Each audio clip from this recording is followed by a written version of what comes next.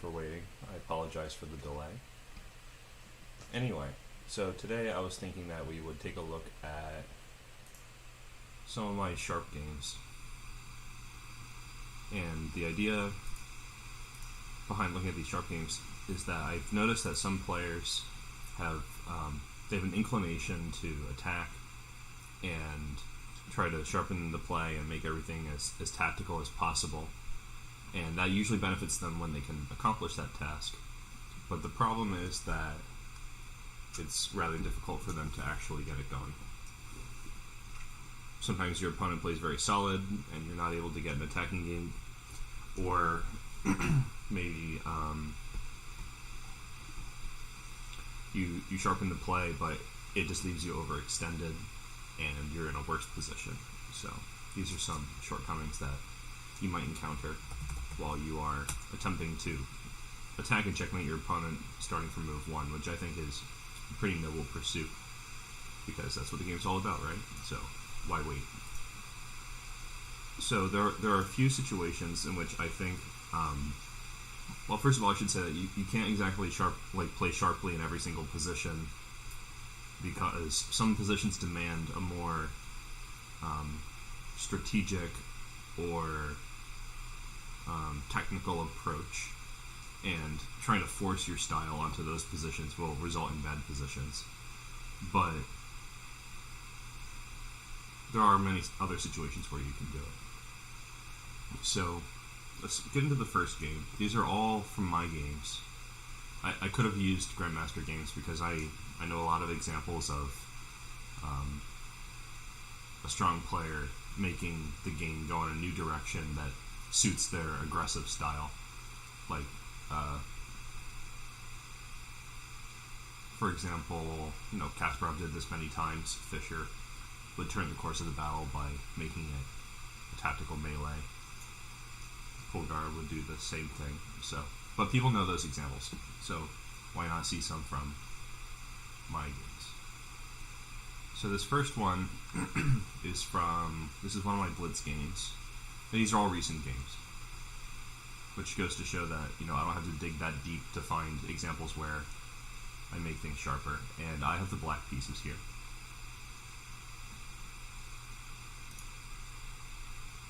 And I remember when I was, I guess when I was just a lower rated player in general, maybe even until recently, I had trouble getting a sharp attacking game against Queen's Gambit. And this makes some sense, because when you play e4, you necessarily are going into sharp, forced lines. It becomes tactical by its very nature, because you are attacking the light squares, and an attack on the king is more possible when you attack on the light squares early.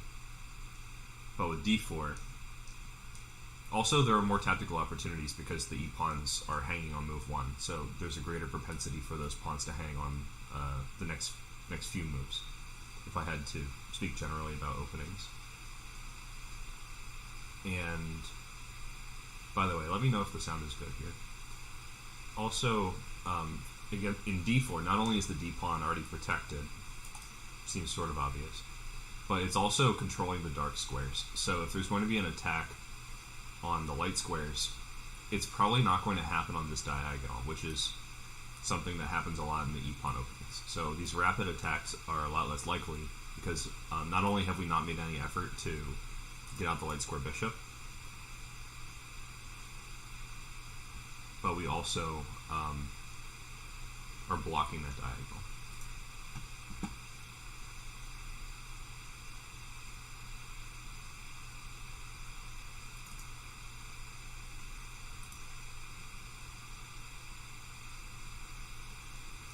Yeah, I've turned my microphone all the way up.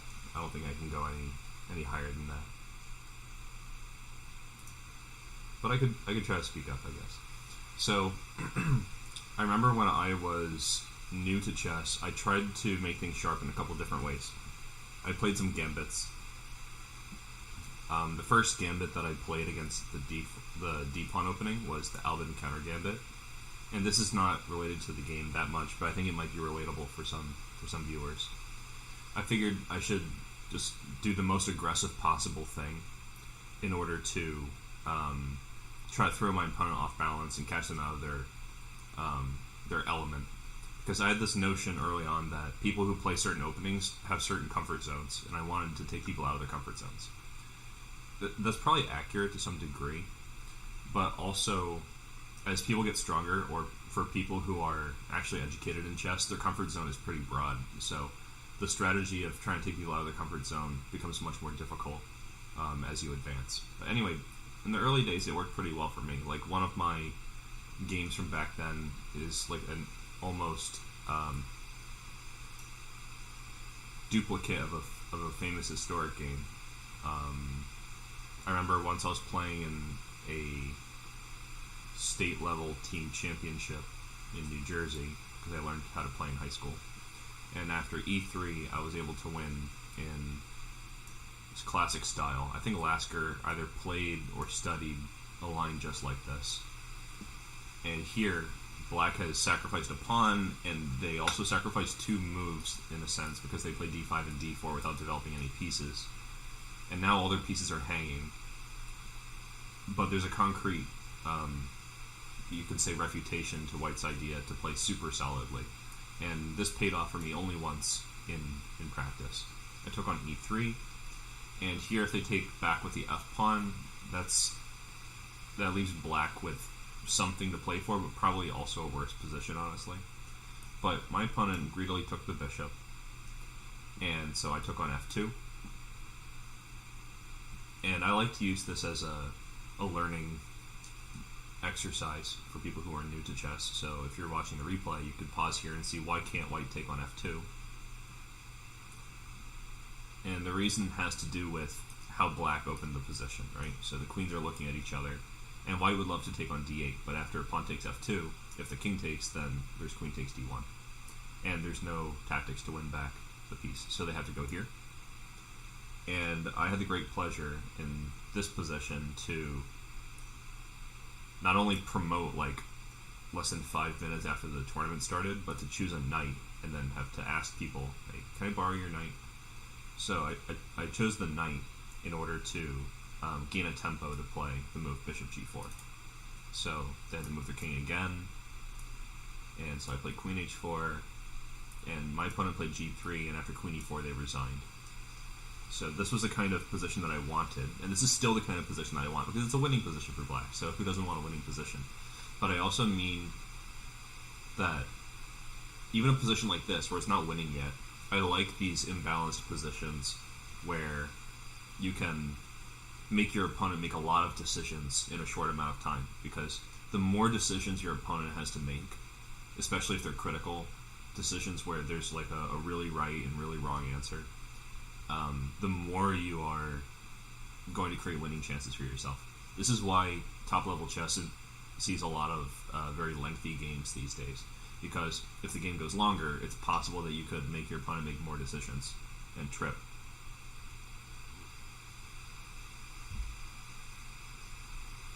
Phoenix says, oh no, my queen. I wonder if this has happened to Phoenix before. Probably not. It's a pretty rare problem. And that's why I actually don't play this kind of stuff anymore, because I can get this position by force, which limits my my need to study. But after knight f3, it's not really working out. There's a simple plan for White. I've already made a small video where I demonstrated this live a little while ago, where White has a bunch of different plans, but one is to just play knight d2, a3 to prepare, and then knight b3 and just win this pawn back. They're just going to be a pawn up. So the challenge, and the reason I'm showing you this, is to demonstrate the challenge of getting a position that is sufficiently sharp to suit your style as an attacking player without getting a losing position, because this position is objectively losing. White is better, like much better. So the next thing I did was I, of course, tried another gambit. So I changed my move order. Instead of playing d5 right away, I'd play knight f6, and after c4, which could become Queen's Gambit if I played d5, although I think it's called the Marshall variation. It's not really very good for Black, it turns out. But here I was like, I want to play Gambit style, so I found another one.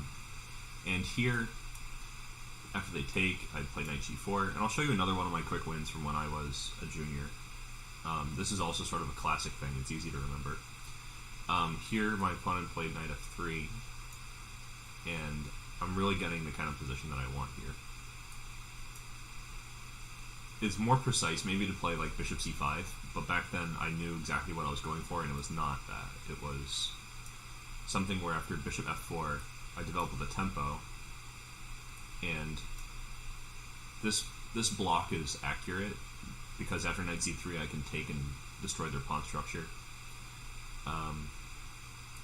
But anyway, after queen e7, my opponent played a3, which I considered very fortunate. Yeah, this is Budapest. That's right. I think I might have forgotten to say. A funny thing about Budapest is that Budapest is really like two cities that are right next to each other. So it's Buda and Pest, but people in the West who've never been there, well, myself included, will typically say it's Budapest, like just one place. It's kind of an interesting nuance, historical detail. So anyway, after a3, I was like, that's not so bad. They probably thought they were winning the bishop. Like if I play bishop a5, b4, bishop b6, c5, they're gonna catch the bishop. But I had another idea in mind. I played knight g takes e5, and my opponent took it. I think they took it, but then their next mistake was to take on b4. And here, if you are watching the recording, you could pause and see if you can find the checkmate for black. It's a nice trick. I've won many games with this pattern, but in different positions. Nice little smothered mate on move 9. So that's pretty fun. So I want positions like this, where I can create some chances to play some cool games. But the unfortunate bit is that white has a variety of ways to thwart this play, including a very lazy option. So we're not even really making white choose anything difficult here. Even if they play the laziest move, e4, and I'm going to put a video out on this. After knight takes e5, f4, they just have tons of space and ample room to develop. It's not really a big challenge. It's just important that they find a way of castling quickly, but that's not hard when you're up so many moves. And they're useful moves. So, that failed. So, I didn't know what to do next. So, of course, you can probably guess by now that I stuck with knight f6. After c4, I chose to play c5.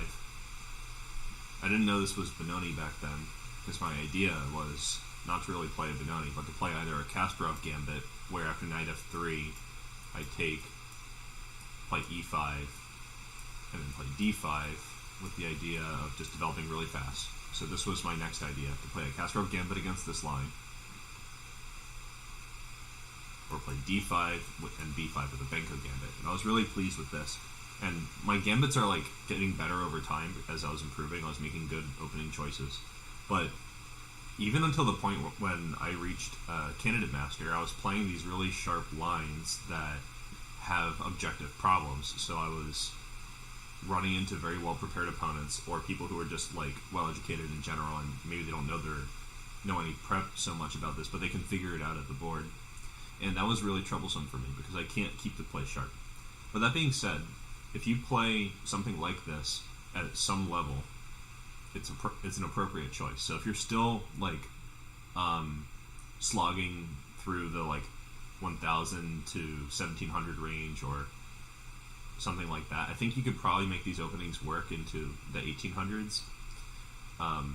So that's one way that you can try to get positions that are sharp enough. It's with your opening prep. But I stand by the assertion that you can get sharp positions and play dynamically if you're just patient and opportunistic in even normal, traditionally considered solid openings.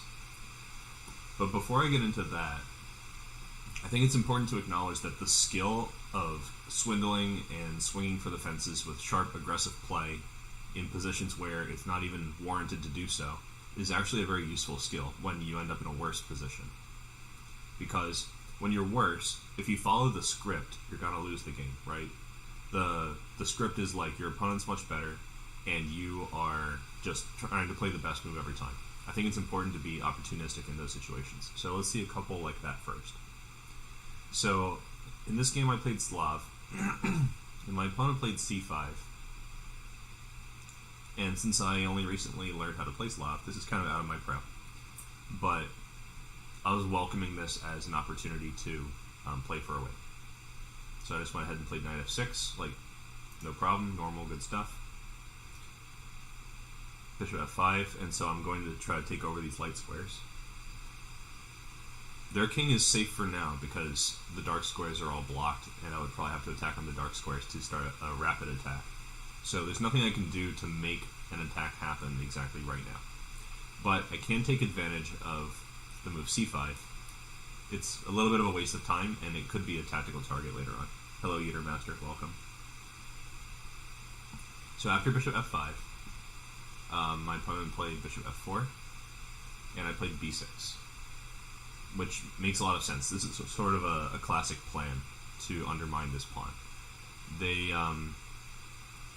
They're probably hoping to consolidate at some point. Like, I think if white could play, for example, b4, a3, maybe even f3, just to be super, like, not letting black do anything, then they might have a solid enough structure to maintain this pawn on c5. So this is kind of a general plan to stifle black with space. So b6 is sort of directed against doing that right away. So they played b4. And here, I think it's good to think about what you would play here, because this is a very typical scenario, albeit in a rather strange position. It's pretty common to see white, especially in the d pawn openings, pressing forward with the c pawn and trying to lock the pawn structure and retain some space advantage. So, like, how do we fight against the move b4?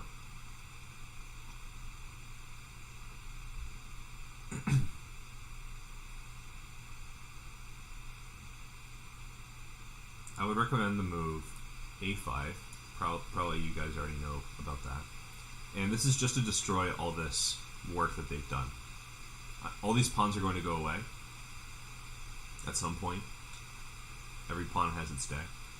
But in the process, all of white's extra moves spent to create this pawn structure will be for nothing, and it's going to expand the scope of black's pieces.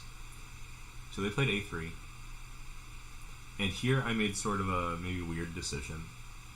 Instead of attacking the pawn structure like this, which is like pretty normal, and then maybe going after the pawns a little bit differently with, like, hold on, I meant to trade the rooks in the middle, sorry. I'm not saying anyone should hang their rooks here. And then I was thinking, like, I could go here and then try to play, like, a fast e5 or something. But I think white's a little bit comfortable here because they do get to keep that space. So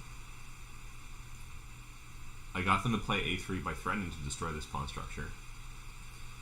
And then I switched gears and decided to play for some advantage by playing b5 and locking the structure myself where I get more space. And here I still have the option of taking on b4 and creating that pawn as a weakness. So I sort of shifted gears here. And maybe this is part of where I got into trouble. Like, maybe I should have just liquidated these pawns and finished my development. This is an example where I got a worse position and had to play sharply. So I'm sort of fast forwarding a bit. I played g5 to try to spice things up because I was getting the feeling that we would end up in a very symmetrical position with no pawn breaks if I didn't take my chance right now. So I'm going for it, and I still don't regret my decision to play g5. Trading the light square bishops was welcome because even though the bishop was not really doing anything before, this is what I regard as the good bishop. It can attack any targets on light squares. It can freely move around this pawn structure. It can support pawn breaks like a4 later in the game. And for me, this is a bad bishop because I'm going to eventually play e6. I've sort of missed the boat for playing e5, or else I'd have to prepare it like very much, and they'd have to let me do it. So I may as well get rid of this bishop.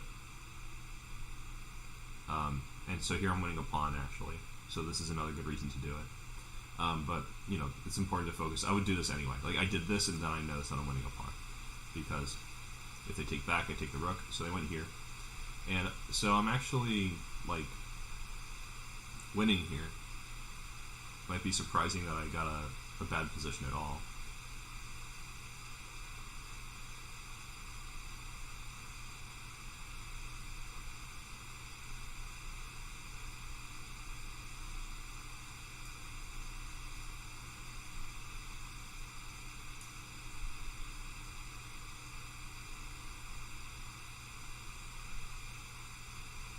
So here I made a mistake.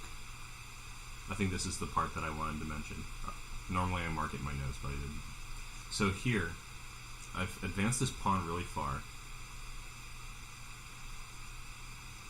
and I have a totally winning position. But after rook takes a2, I'm sort of in trouble.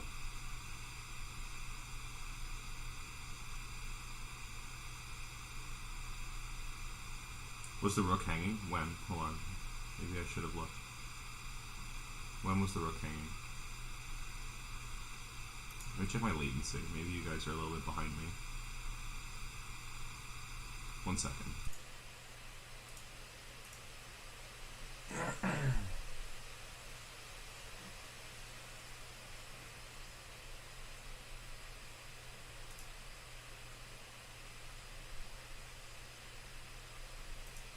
Yeah, we have low latency, so it should be fine.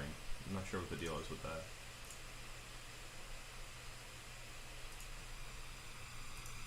Okay. I don't see where the rook's hanging, actually. Hey, Vedant. Oh yeah, after rook b8, I also made a mistake. So maybe this was a bad example to start with. The rook is kind of hanging. Right, they could just take it. Yeah, I remember that now. Here, maybe I would try to use this as an opportunity to play knight takes. And come through here. But still, I agree that that's a problem. So, maybe this is not the best example to start with. But, so after rook takes a2, sometimes I pick these examples based on, like, a particular moment, not necessarily, like, the whole game, but I still want to give you guys, like, the big picture view. So after rook takes a2, here, I can't really back up, so I just sacrifice the queen for 2 pieces.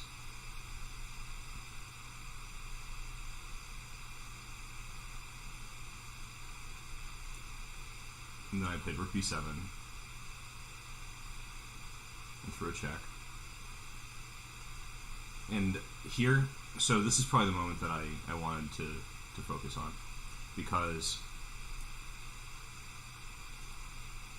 oh yeah, I remember why I included this game. So, sorry, I was like a little bit lost in my thought process. So, at this point, I'm like not doing well. And I need to just do something to get the game going. If I play something kind of normal, like e6, that's going to allow white free reign of the board. It's not creating any problems for them. I need to create problems right away. If I play a move like f5, that's too desperate, because they can just take it, and even though I get to play b3, they can just sacrifice for that, and their position's still winning. If I play, like, rook d1, it's pinning the knight, so it's inconvenient, but they can easily fix that problem with queen c2. So, all these problems are sort of minor. So here I made the practical decision to sacrifice a pawn. And so they took it, I played rook a3, and I thought this was a more practical chance, because, you know, at least I can get something for my pawn on the queen side on my terms, like without weakening my position. So next I played h4, and I want to fast forward a little bit, because this part is just bad. Like, my position's really much worse. But excuse me. But I had sort of a dream of how I was going to make a comeback here. So I start with rook b1. And the reason that I'm playing rook b1 is that my only advantage here is that my rooks are active and their king is somewhat poorly placed. That's the entire thing. That's it. So if I play objective best moves here, it probably involves like trying to protect my c-pawn, trying to like get checkmated as slowly as possible, but it doesn't pose any difficulty for white. So I started dreaming in this position of what a checkmate looks like. Like, how will black give a mate here? So I'm curious to see what your feedback is. What do you guys think a checkmate would look like? This is very conceptual. Like, it's not like a sequence of moves necessarily, but like where do our pieces have to be and where do their pieces have to be with like minimal adjustments for black to have a checkmating opportunity. So I want to see you guys say something in the chat about that.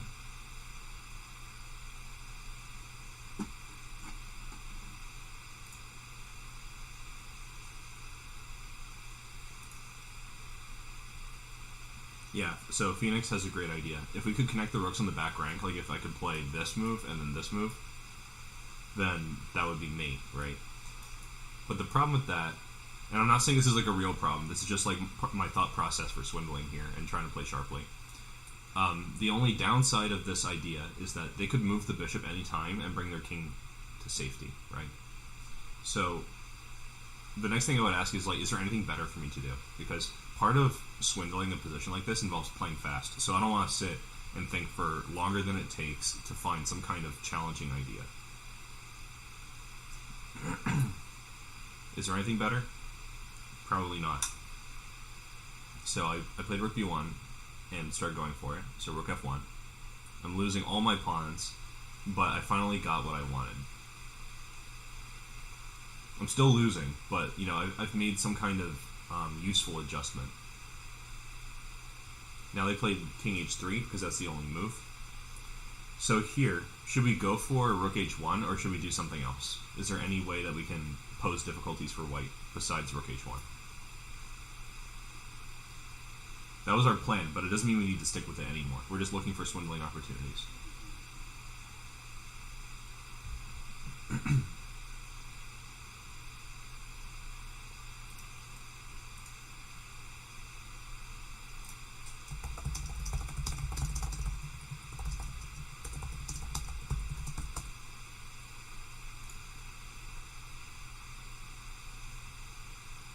So the way I see it, if you play rook h1,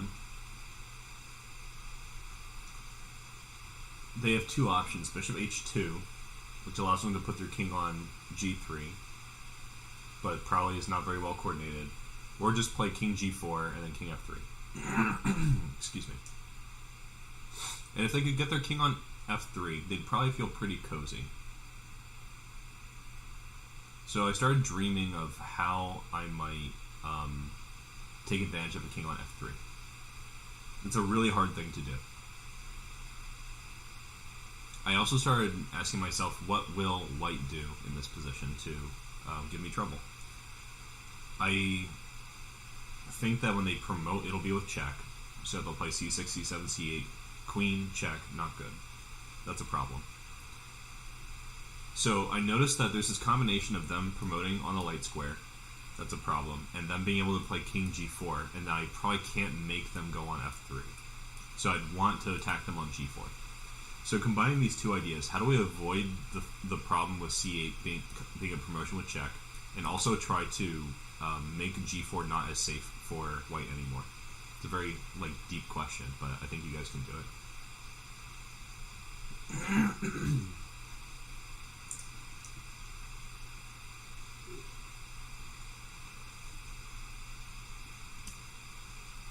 This is the kind of thing that you'll never see in a tactics book, or I don't know. Recently there was a book about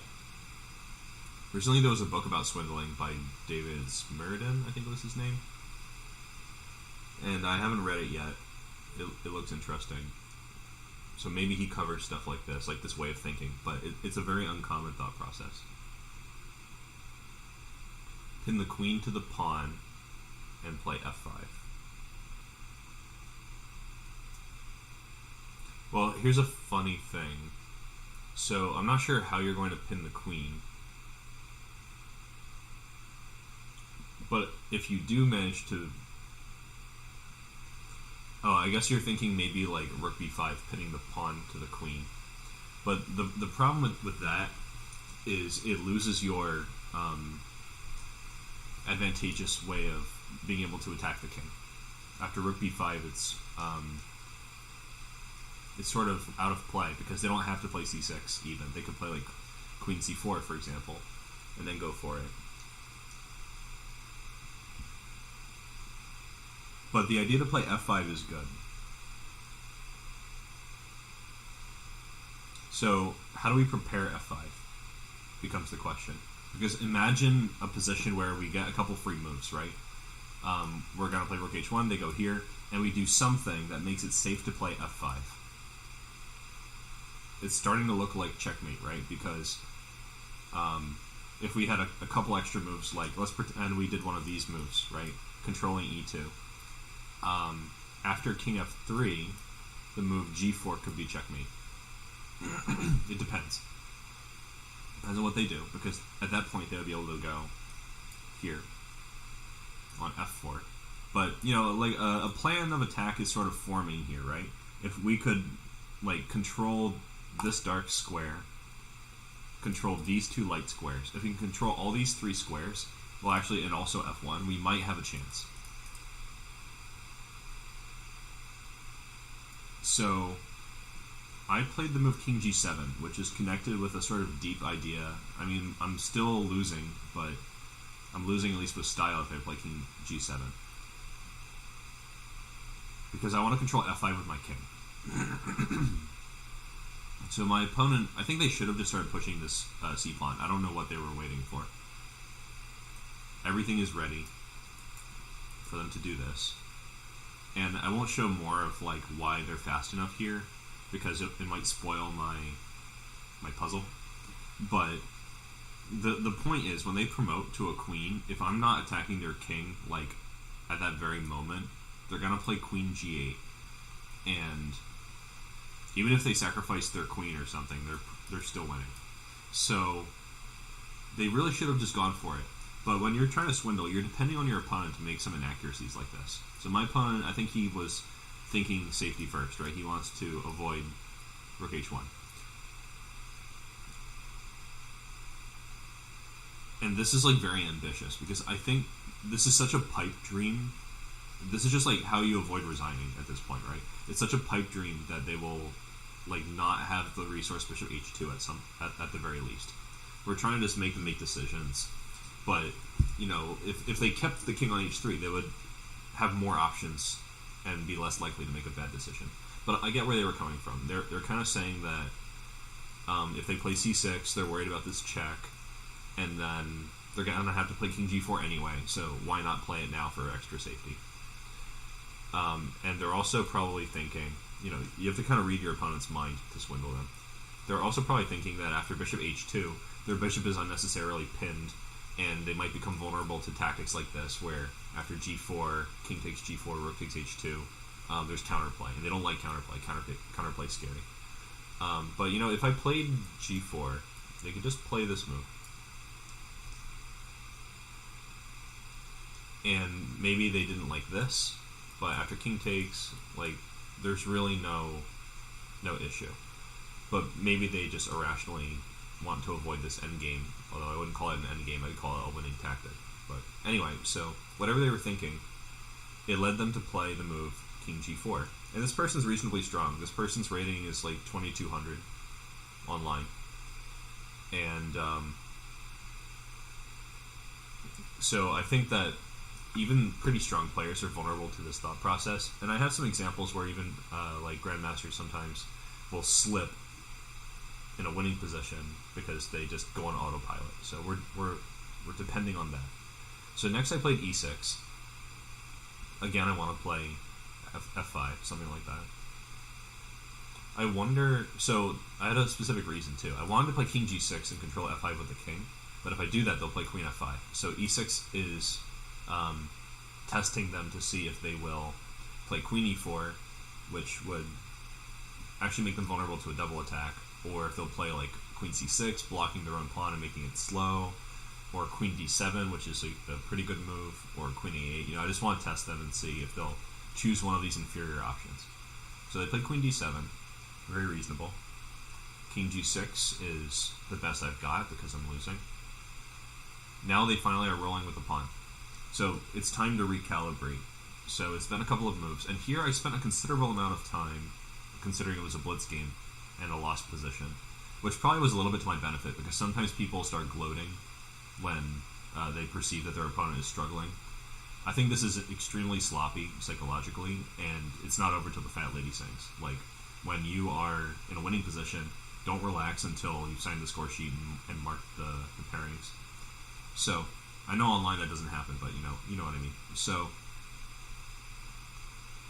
we're here. They're about to promote in 2 moves. How do we keep having winning chances? How do we keep this thing rolling? We know what they're going to do. You know, if they're on autopilot, they're going to play these 2 moves, probably pre-move, not even thinking about it. So how do we capitalize and create some chance?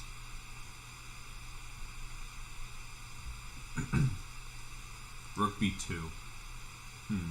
Why rook b2? If you're trying to sacrifice on f2, I think you need both rooks. Because part of why we have any winning chances is this bishop is awkwardly coordinating with the king. It's blocking the way. Stop the pawn's impossible. So this thought process of like channeling our calculating tactical mindset is to swindle, right? So we're not going to stop them from making a pawn.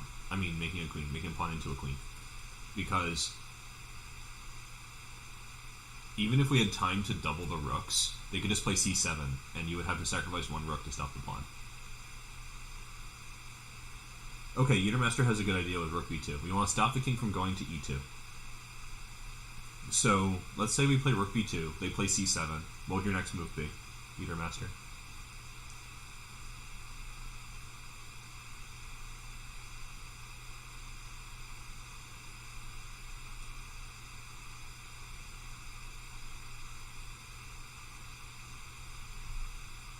I think it's a little hard to find the next move. You know, we're saying rook b2, c7, something, bishop d8.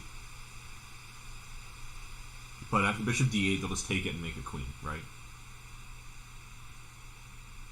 Even if you start with that, it's desperate. I think when you're losing badly, you should treasure your pieces a little bit, because the way you're going to swindle is by keeping things complicated, and more pieces means more opportunity for them to go awry in a winning position. So I don't care about them making a queen. I want to let them get a queen and just do something tricky on that move. That moment when they relax as they make a queen is what we're trying to prey on. We need something really strong at that moment.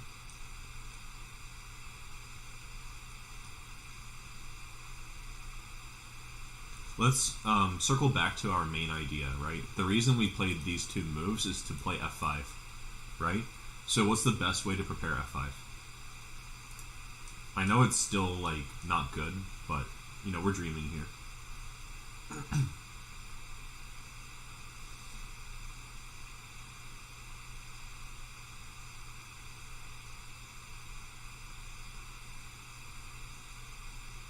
Yeah, move the bishop without losing it, but choose wisely. Where? Yeah, bishop g7. Bishop h8 is not useful. We're trying to create chances. So here, the nice thing about bishop g7 is not only does it shelter our king from a future check, it also is going to come on h6. And you might recall that we had a variation where after bishop h6, we had a variation where after we play g4 check, they have king f4. So it's very useful to have the option to play bishop h6. In some positions that might be made.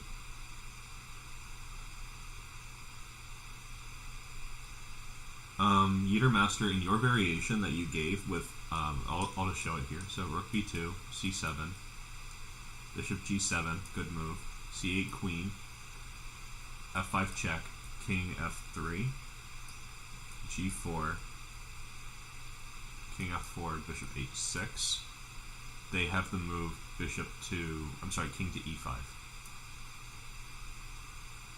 That's a really good idea, though. I think there might have been another issue with it. Hold on, let me go through it again.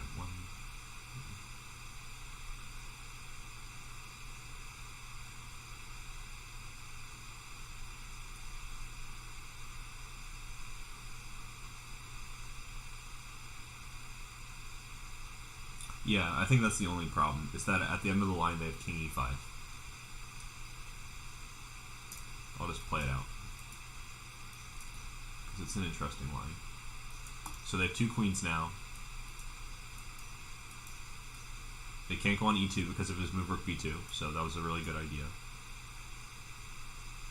Bishop h6, king e5. I'm noticing an interesting idea, though, I think. Here we can play a really clever move, e5. I have not seen this line before. And that's me. So maybe this is actually something. This is a nice idea that I didn't notice during the game. I did something very similar to this, though. So, like, I really like how your thought process was here. So, at the moment that they make a queen, they're actually losing, maybe? No, actually, the issue here is that they won't play king f3, they'll play king back to h3. And after rook h1, bishop h2, g4, we're still playing ball. But this is still, like, a big improvement over what your position was like, because it creates chances for them to go wrong. So, I think rook b2 is, like, a great solution for this problem, because, you know, we're losing no matter what, so we can't criticize, like, black's losing, who cares, you know, this is great. Yes, trippy indeed, Caitlin. Trippy stuff. So, in the game, I played bishop g7 directly, staying flexible for one move. And here they played king f3, which was interesting. I think they could have played king f3 also after... well, no, king f3 is not good after rook b2. We just talked about that. I mean, they could play it. Alright, just for comparison purposes, because I really like this rook b2 idea. If they play the same way, instead of playing c7, they play king f3. We can try to go for bishop g7 and... Well, if we try to go for the same idea with bishop g7 and f5, the issue is that queen takes e6 is check. And in addition, they can do a square clearance, so they can play king g3. So that's unfortunate about rook b2, that they could make the same prophylactic decision to play king f3. No checks. But anyway, so my opponent played king f3, and I played bishop h6 with the same idea as before, because I can't play f5, it's not check, so wah. Now they played c7. Now here, the resources are pretty much running dry. Like, black is totally lost. You gotta do something fast here. So what else can we possibly do here to give ourselves chances?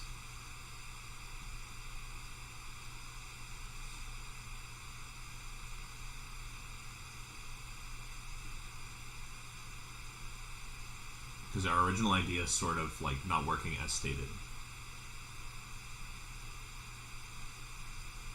King f5. Is there any merit to that?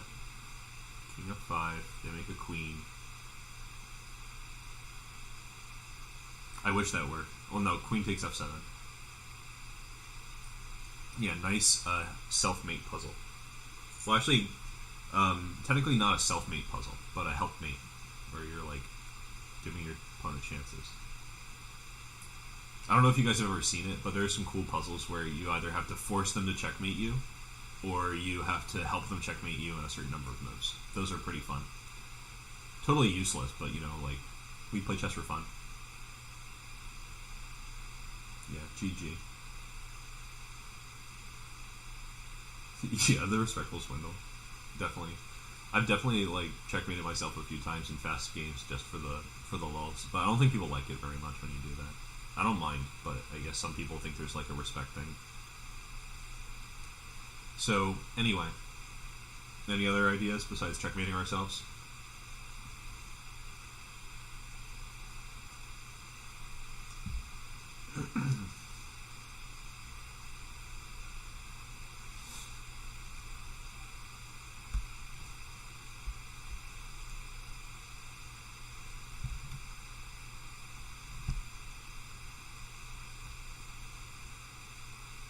So the move that I said, I had two ideas here actually. Alright, I'm glad you mentioned, Phoenix, that g4 seems better than checkmating yourself. You're not wrong, but you're also not right. Because I think it's very important to not waste this check. Sometimes it's tempting to throw a check because it's like they say in the coffee house that just always check, it might be mate. But the quarrel I have with g4 is that it's a very important resource. At some point, you need to give them this check in order to win an extra move to hold on for dear life. But if you use it immediately and you don't know your follow-up, you are very likely to lose in just a couple of moves. So Swindleville is not happening if you play like that. So I was choosing between Rook B E1 and Rook B3. So let's just see Rook B3, because I think they're pretty similar moves. I found some small differences during the game, but for all intents and purposes for this lesson, let's just focus on Rook B3. It's an innocuous move. No threat. Definitely you should just make the queen. No problem. Alright, now what do we do? Making a queen was maybe a little bit hasty. Depends on how much you see.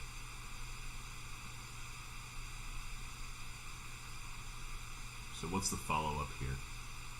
They have two queens, we're busted, but we're trying to make them make a decision again. Like, just swing for the fences.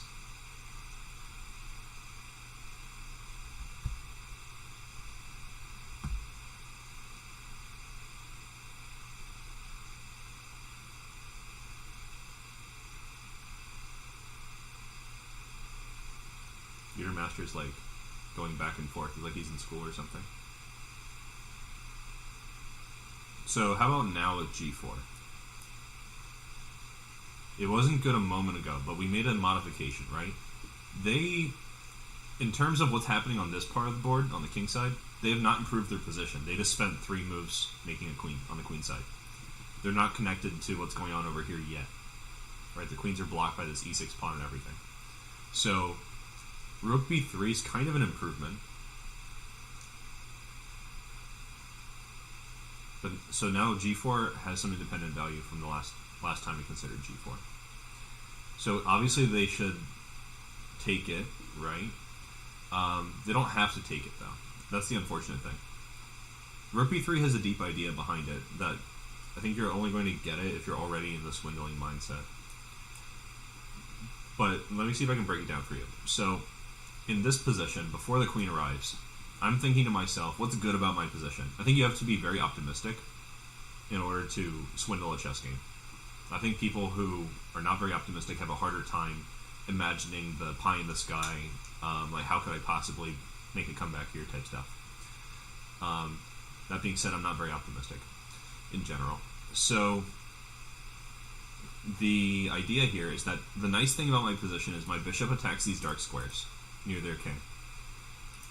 These pawns and this bishop, they're all like not well coordinated. So another nice thing is that this rook is attacking on this entire line. So I'm controlling these squares all in some way.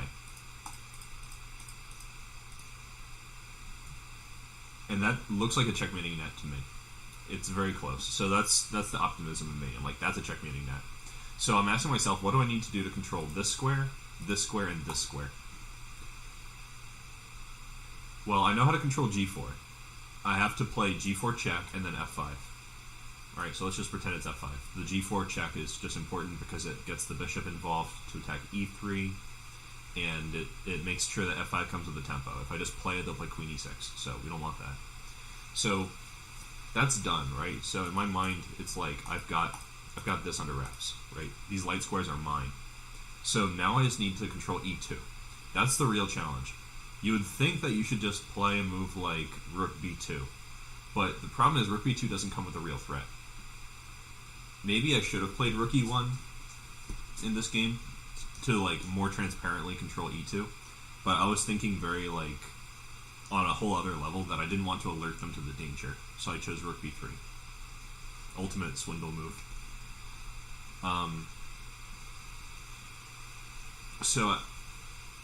Rook b3 actually threatens to control e2.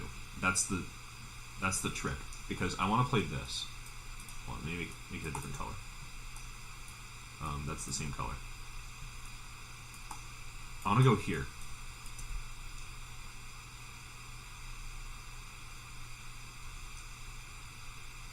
And now, this is why I'm using this rook on b1 and not this rook on f1. And that's why I'm trying to play g4.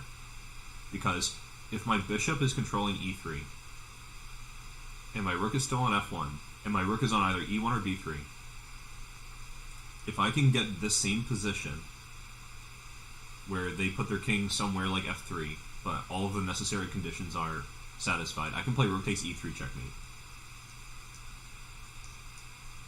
This is my sort of deep idea that depends on them making mistakes.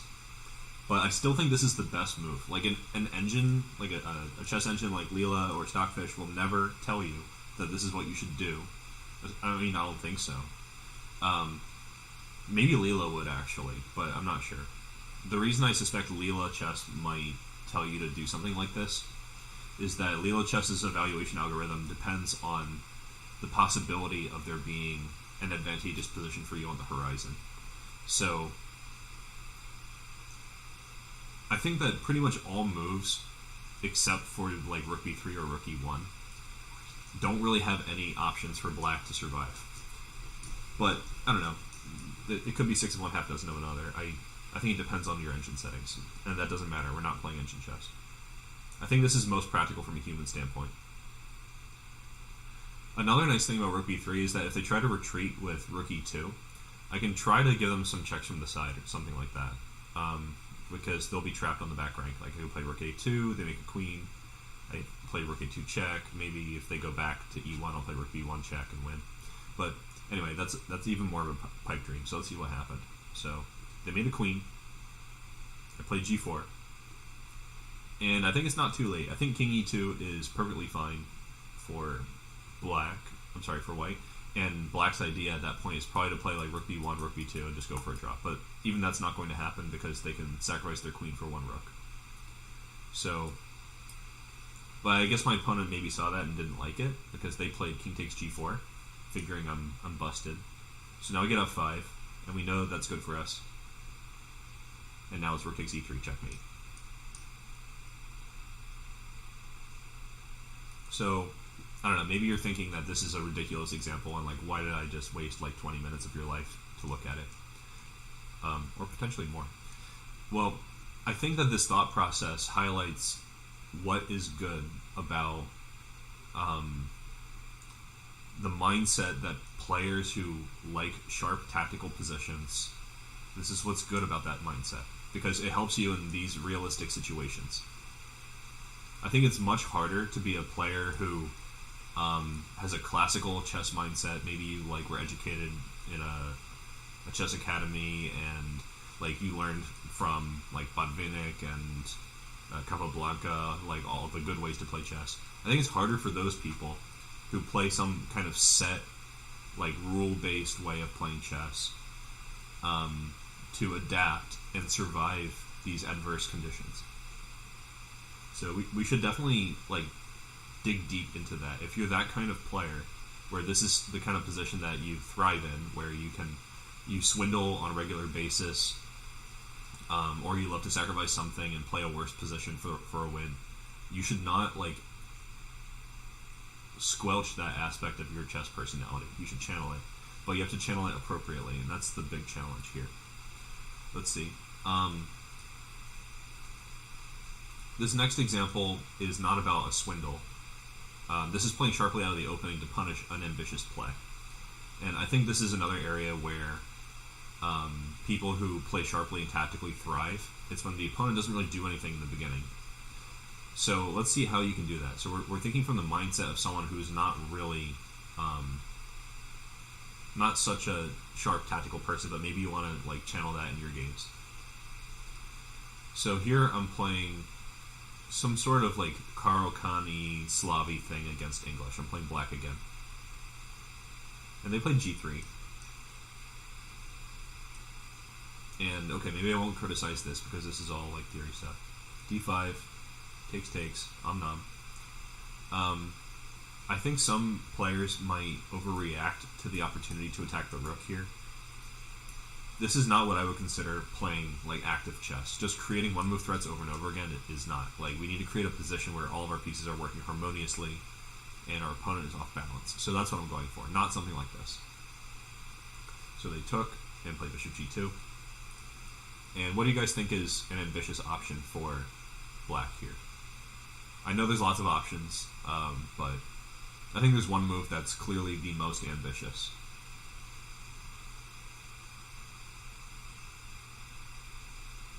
Yeah, it's e5. Eatermaster's got it. So I played e5. And the reason this is more ambitious than like a knight move is that, first of all, the knight moves are... we might have to adapt to the changing conditions in terms of where we put our knights. So I don't want to commit the knights immediately. But e5 has no downside, and it takes up a lot of space, and it enables us to keep marching forward if white continues to play unambitiously. So far, white's play is fine. After a move like d3, it would be kind of like a reverse Sicilian of some kind. But anyway, they played knight f3.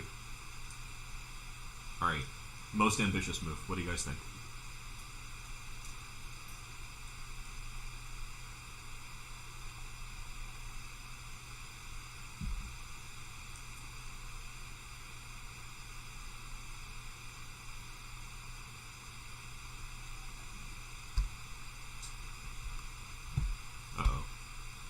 Just said investigating connectivity issues. I hope not.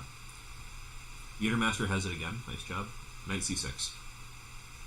The reason this is the most ambitious is that if you play e4, which I would normally regard as very ambitious, it gives this outpost square. And getting rid of the knight requires us to actually create some targets and make some concessions. Like, knight c6 is the most straightforward way. And here, this imbalances things, but I think in a way that favors white. White can sharpen the play at will at this point, because they have something clear to go after, the pawn on c6. It's a target. And they can undermine the pawn on e4 with a move like d3. So we're not sharpening the play for ourselves by playing e4 yet. So we play knight c6, which is preparing e4. So, pretty ambitious. And here my opponent castled instead of playing d3. So I went ahead and played e4. And they played knight e1. Okay, so here, if we play something kind of like lackluster, not that challenging, I think white will be the one to get all the dynamic play. So we have to play something ambitious here again.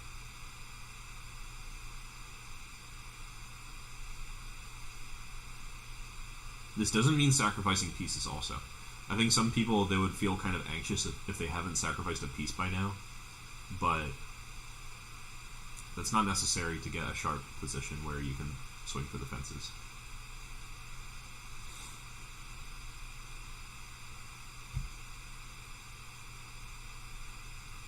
Alright, Eatermaster has it. It's f5. So Eatermaster could basically just play my game. I could, like, retire. Eatermaster's got it. So the reason f5 is the most ambitious is we would like to play a move like knight f6 to complete our development and go on the warpath, but the issue is that after a move like d3, our center is going to get broken down somewhat. They're going to play like d3, maybe knight c3 at that point, and we're going to see some collapse of our center. So it's very ambitious to stake this big claim. And I want to point out that this is different from like your standard 4-pawn attack position because we've already traded these pawns. They're gone. That's really important because it means that you'll at least have one good bishop all the time. If you play this position with a pawn on c5 and, I don't know, maybe, so their next move was d4, so let's pretend that in this position we have pawn on like c4, maybe like our pawns on c4, their pawns on c3. Black would have more space, but it would be much harder to activate the pieces. And for that reason, I consider it advantageous to have this position versus a 4-pawn attack, where undermining the center is possible. Oh, another example of the same. So if you had a pawn on c5 instead, and white had a pawn on c2, they might at some point play... Like, forget the knights on c6, because it would take you a different number of moves to get there. you can play c4 and try to break it down. So it will all kind of collapse. But this center is more stable. They don't have any breaks to attack the d5 pawn or the f5 pawn. They don't really have anything. So anyway, after d4, how are we going to play ambitiously? I think we have multiple good moves here. So I doubt Yeatermaster will guess my move for the, fourth time? Maybe. What should black play here?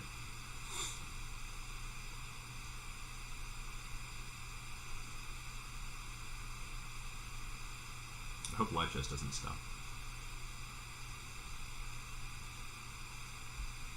I think light chess has restarted in the middle of my stream before and it was all okay.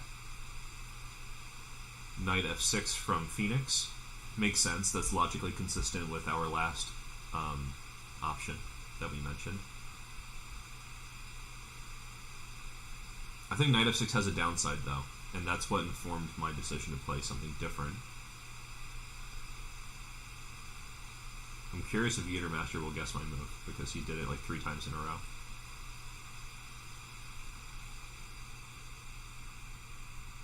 Okay, so I played queen b6, and the reason is if I play, nice try Yeatermaster, h6 is probably my second best choice now that I'm looking at this position again.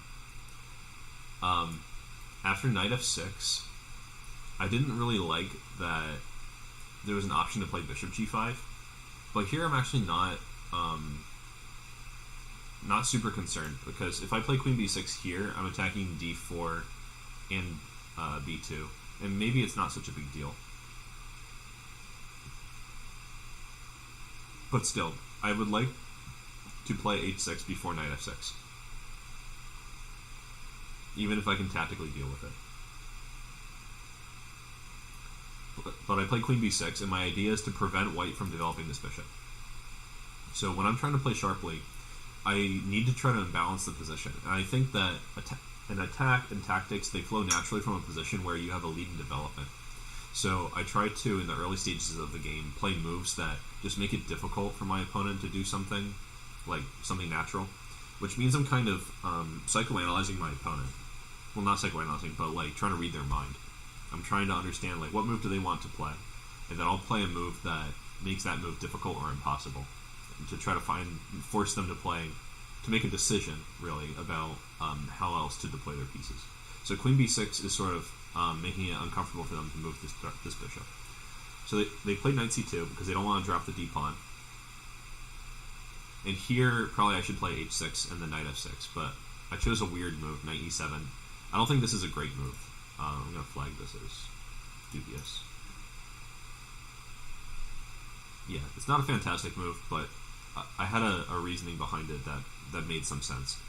I figured that if they play bishop to g5, I can just dodge roll out of the way and play h6 and gain a lot of tempo that way, because they can't go back to f4 without being taken by the knight. So knight e7, although it looks a little derpy, it has some purpose behind it.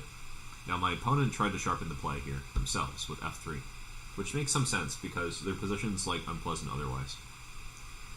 But if you are an attacking player, you will probably be eager to receive the move f3, because it sort of validates your decision to play queen b6, because it also leads to some long-term king safety problems. So I'm going to be thinking about that in the moves to come, just by making this observation about their king safety. So I played knight g6 to finish my development. I want the bishop out. They played knight c3, probably for a similar reason. I don't want to lose my d-pawn, so I played bishop e6. And here they played king h1, which is also encouraging for the attacking player, because even though their king is safer now, that's a waste of a move. So you need to try to use it.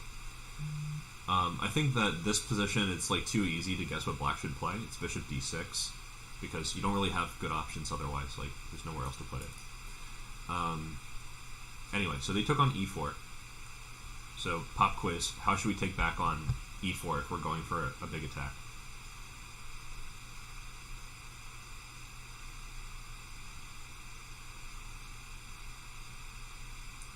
Also, I think you should look at this position with a tactical eye. Like, probably there's some reason behind it. Yeah, so f takes e4 makes the most sense. But white actually has an idea behind taking on e4. It's not just to open the file for their rook. It's a tactical idea. So, let's actually back up a minute and take a look at this. So, they're taking on e4, and if we play f takes e4, which is the most logical way to take back, right? There's a tactical shot here for white, and I'm just going to point it out to you guys. It's knight takes e4, and after d takes e4, what do you guys think they want to play? They sacrifice a knight for a pawn. What's the next move?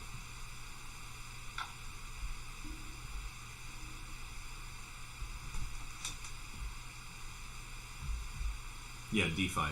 If you've ever been in my class in real life, you know, when I used to actually like teach in real life, you would know that the number one thing, well, not the number one thing, there's a lot of number one things that people never listen to me about, but one major thing that people do not seem to recognize is the center fork trick. After a sacrifice on e4, d5 is a common way to recover the piece, and usually the center fork trick will benefit the side that's doing that trick. So you still need to consider it. Yeah, d takes e4, still d5, that's correct. Absolutely. You guys were right. So that's the idea. So if you see that your opponent has this idea, what should we do about it?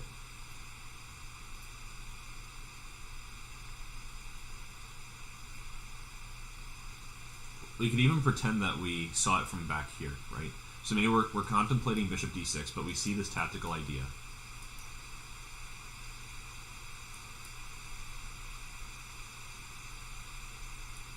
Should we react to the move f takes e4, followed by d5?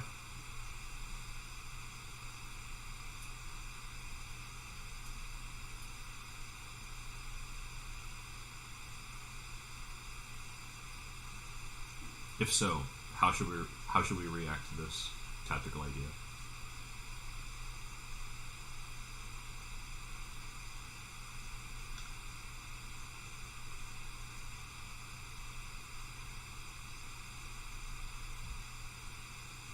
I think it's important when you are trying to get a sharp tactical position that suits your style, not to chicken out. However, I think people who play in this attacking style, they tend to have excessive bravado. They will start attacking, and when the attack doesn't look the way that they want, they'll kind of puzzle over it for a while, and then play something extremely rash for the sake of not backing down from their original idea.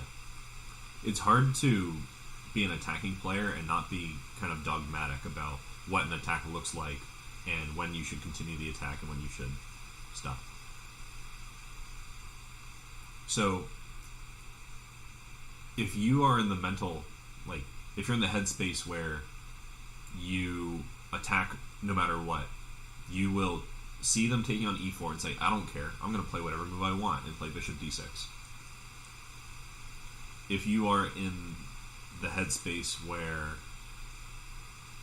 you know that you tend to lose games when you overcommit like that, you might shy away, and you'll see this and then immediately say, I'm not going to go into this, I'm going to play bishop e7 so that when they play d5 I can play rook d8, that kind of thing.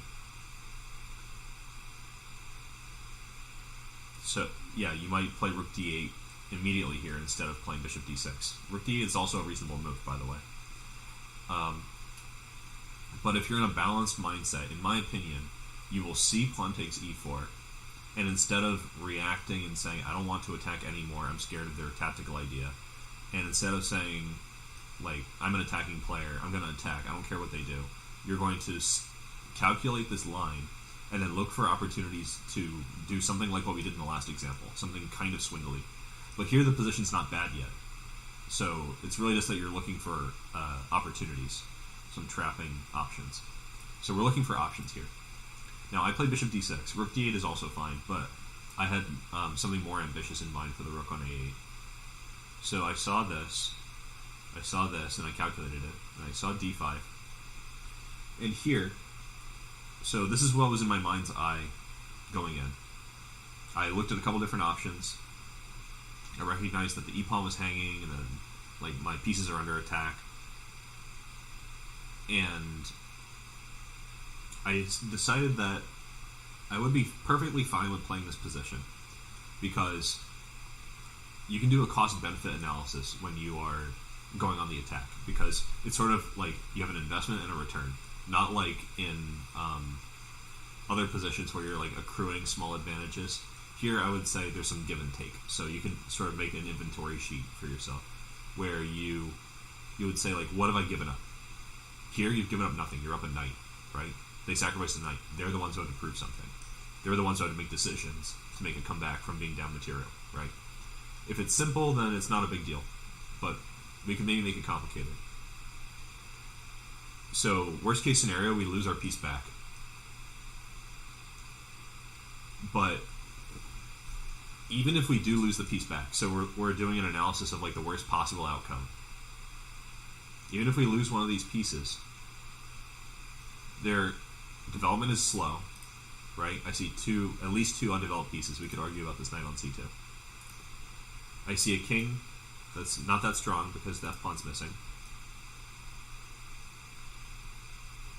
And I see a queen that's vulnerable to attack on the open file. I see active pieces for black.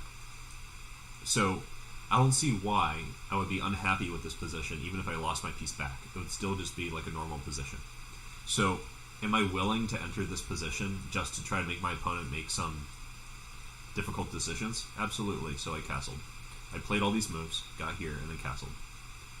Maybe rook d8 was a better move objectively, but I think this is the best way to try to sharpen the play and do something suitable to your style. And my opponent immediately faltered. I think the best move is probably pawn takes e6. But then after a move like bishop takes g3, the queen's nearly trapped, so they were probably like very unhappy with this. They would be forced to play a move like bishop d2 and face the music. But I think this position is probably playable. But I can see why they would be like super unhappy to play this. They just lost the shelter of their king. Their pieces are all pinned and like uncomfortable, not developed. So I think this decision was extremely practical for black. They immediately faltered by playing bishop e3, and I'm just a piece up after bishop c5. The rest of the game was just symbolic, if you ask me. So they traded because what else can you do? They lost the d-pawn with no dignity. I sacked the e-pawn just to try to open lines and generate an attack on their king. I activated my stuff.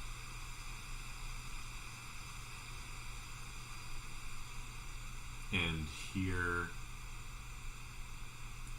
I got like the best of everything. The idea with rook takes c2 is that if they take back, you can play queen e3, and this is totally winning. I don't see how they're going to survive. So they did this to trade stuff, but you know, I don't mind. And this was all played in like severe time pressure. I think I finished this game with a couple seconds on the clock. So a little bit of sloppiness here. I'm just showing for funsies. Yeah, so that's how the game ended. I think it all kind of boiled down to those early decisions that you guys were all able to make in the chat. Like, just how do you play a really ambitious opening move? And then there was one tactical moment, which is just like here. White has a little bit of counterplay. We don't shy away from it. We just calculate and see if we have any opportunities there. And I think that the idea of having a cost-benefit analysis for your attack is a good idea. Because it's like you're not sacrificing your desire to go on the attack, which suits your style, but you're also not dogmatically attacking in every single position. So it brings balance to your chess style to think in that way. But only for attacking chess. I think that for other things, it's good to think about accruing static advantages over time. But for the attack, this is a really good way of thinking. Cost-benefit analysis. Okay. This is another one where I'm playing sharply in a worse position.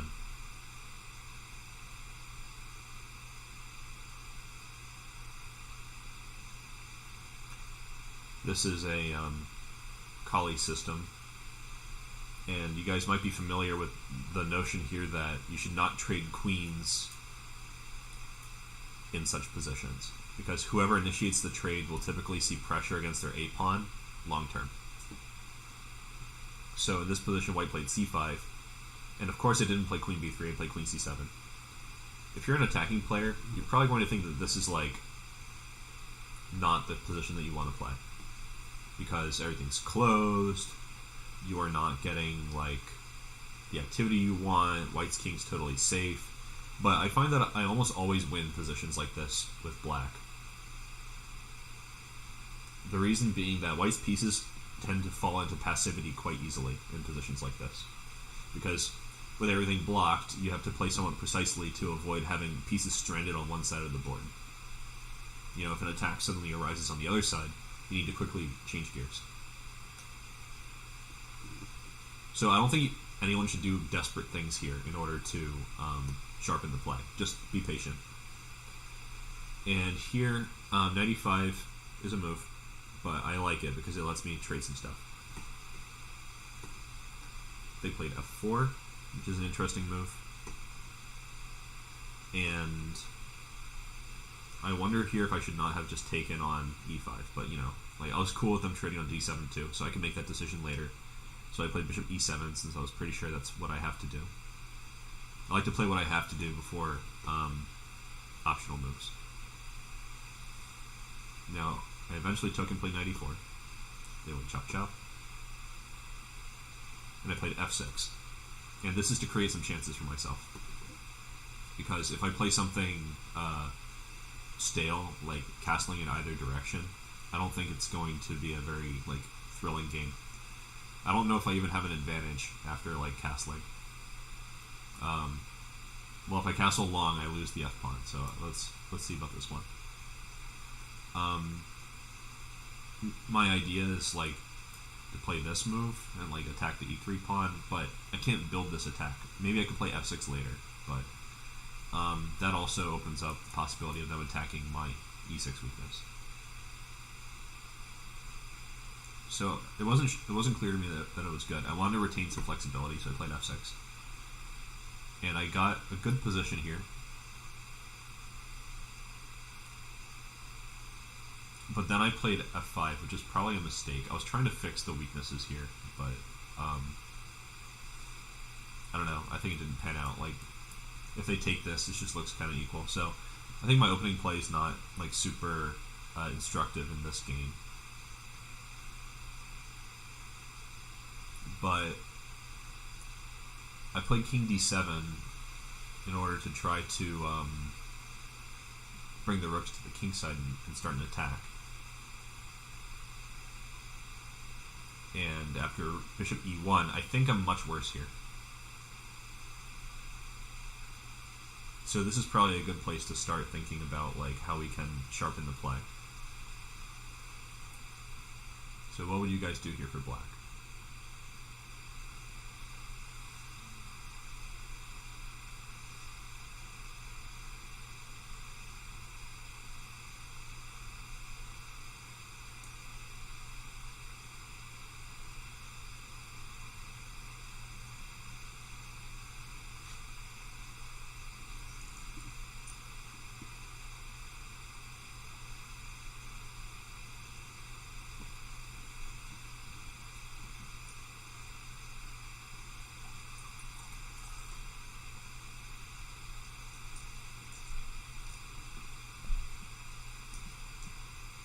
Bishop g5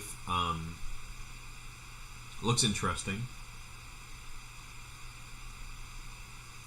I mean, it might be worth considering. I'm trying to see, because I think white's going to play bishop g3, and this is hard to meet. This is why I think white is much better here.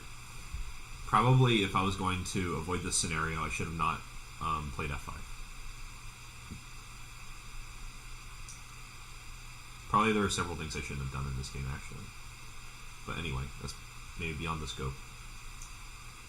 But after bishop g5, bishop g3, probably we're losing after f4, so we might have to play like queen d8. because after f4, pawn takes, bishop takes. No, actually, maybe it's not losing. Hold on, let's take a look quickly. So bishop g5, they'd probably go here. I thought this was your idea. I'm still suspicious, but here we are. Chop chop. If they go here, we go here. I think this is good. So they would probably go here. We gotta take that. And, oh, there's queen b7. So I was looking at this, and I was like, oh, maybe it's not so bad. But, there's also rook f7, so everything's getting opened up, so that's not good. You can't do that. That's what I get for being, like, open-minded to a fault. Yeah, so we can't play that. That's not good. But that variation's not bad. It, like, gives us some hint as to, like, what should be played. Because we need to deal with these issues. I think that rook ag8's the best move. But I got worried about the opening of the position, and I played bishop takes f3, which is not terrible. It's sort of practical, just to keep things closed. And I'm also trading my bad bishop for their good bishop. So I think bishop takes f3 is a valid option, but it does activate their rook, so I think it's maybe like a little bit worse. Maybe here. And here I think that would take, and I think probably it's important to play d takes here, which looks kind of dicey because it means that at some point they might have a d5 break, or that maybe e6 will become weak. But, for now, I feel kind of okay. Like, I can play rook g6 and rook g8. There's a plan. Why the a rook and not the h rook? Good question. So, if I'm going for an attack, I like that this rook is looking at the h2 pawn. So, there's, like, some hope that I could play h5 and h4 and h3. And so I would rather use that rook than the other rook. But I think that answer is neither here nor there, because the question of which rook is sort of a perennial issue for the chess player, because every situation is so case specific. For instance, if I have to play rook b8 to guard b7 at some point, I don't really want to play rook g8 if I have to immediately return. But part of why I know that I should use this rook is that if I play rook b8, bishop g3 wins an exchange. So I'm never going to get to do that. So I have to use my queen or my king for defense for the rest of the game, for b7. Another reason why white's better. It's kind of funny how, Phoenix, you sound like that guy in the LSU Discord when you say potential energy. The guy with the electromagnetic fields for chess. Yeah. Also, a little bit of a plug here. I have a video where I talk about like a field theory for piece activity. So if the notion of piece activity still mystifies you, you should check out, just search that term on my channel and it should come up. Okay, so I took here, but maybe this is better. I like it. And here, if they play bishop g3, I have another sort of interesting idea. It might be only sort of interesting, but, we're worse here anyway, right? So maybe we could do something crazy. Like rook takes g3. This just occurred to me now. I didn't think of this during the game. And of course, well, the reason I didn't think of it during the game is that I can't take this. Queen takes b7 is too powerful. So I would probably play rook g8 here and just see what's up. One of the nice things about this is they can't take on e4 and play rook f3 because d takes e4 covers the f3 square. So they're going to lose that pawn on g3.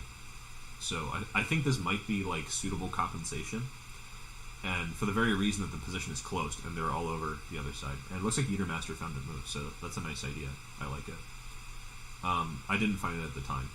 I did this sort of passive stuff and ended up worse. So I'm just going to fast forward a little bit to another instructive moment. So my opponents start going ahead with their like classical idea, because it's sort of textbook in positions like this to roll up on the queen side and say what's up, and just like open that area and attack the weak pawns. That's something that you might find in like any old textbook on chess. Like you might see it in Soltis's Pawn End Games book, which I think is great. And I'll be doing a live stream of one chapter from Soltis's book in like 1 or 2 months, so you guys can look forward to that if you're interested in pawn structures. I had some special requests. So anyway, they're trying to go ahead with this plan to just like push these pawns up, trade some of them, attack the weaknesses, and my king's in the middle of the board, so heavy pieces stay on, they're going to attack and attack until they can't attack anymore. So here I played h4, which I think is a practical move, even if it's not the best move, because this is sort of similar to the first example, where like I know my opponent wants to like push and do these moves without thinking, so I'm trying to take advantage as much as I can from allowing them to advance like that. So here, I know they want to play a move like b5, so I'm just playing h4 to test them on where they're going to put that bishop, because there are a few squares where it could be vulnerable or out of play. I kind of wanted to see them like drop it back, but you know, they passed the test. They played bishop f4, and meanwhile I get control of the g3 square, and I find this important because it means that if I attack onto the g file, they can't consolidate with g3. So I have some dreams of an attack like that. Now let's see. The next thing I did to try to prepare some kind of comeback was I brought my king over to the king side a little bit more. I'm trying to remember why I did that, honestly. I had some good reason. I think it was so that if they play b5 and then take on c6, it doesn't come with check. So I played king e7. I also was tempting them to play bishop d6, where it's not guaranteed to be useful. King f7. And here they went for a4, just continuing. Now here, I think that this position is much better for white. So we have to start making very practical decisions here to sharpen the play and create chances for ourselves. So what do you guys think is the most practical move for black? We don't want to just like roll over and die without any resistance. And it's okay to accept a slightly worse position to create chances here.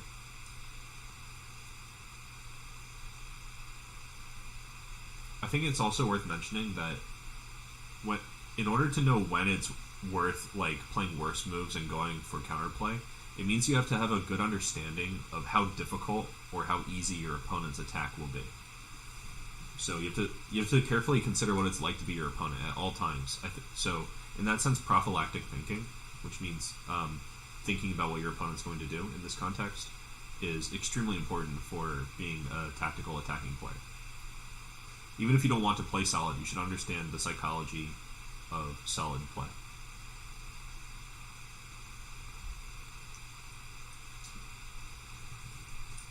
The objective best move is probably a move like h3. But I thought that after g3, it would be difficult to arrange a successful attack.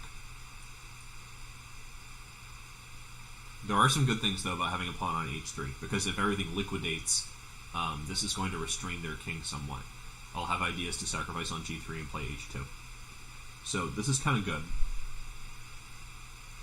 It's kind of good. Maybe it's stronger and I just didn't appreciate my long-term chances. But I thought that in this game, my chances mostly lay with some kind of sacrifice for at least a perpetual check. Because, you know, I'm worse. I'm just trying to sacrifice something here.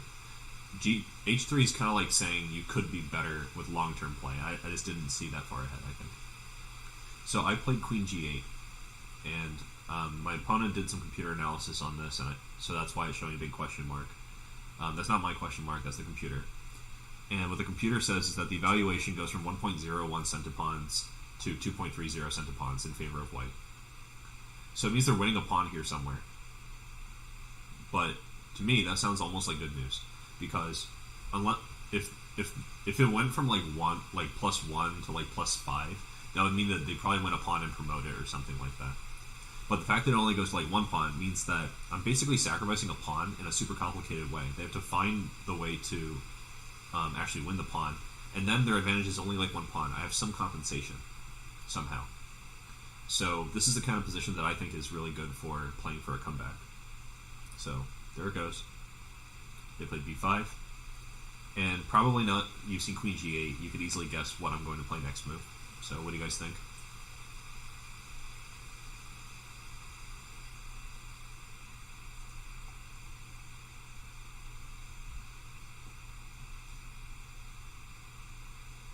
Why would I play queen g8? What could I possibly be planning?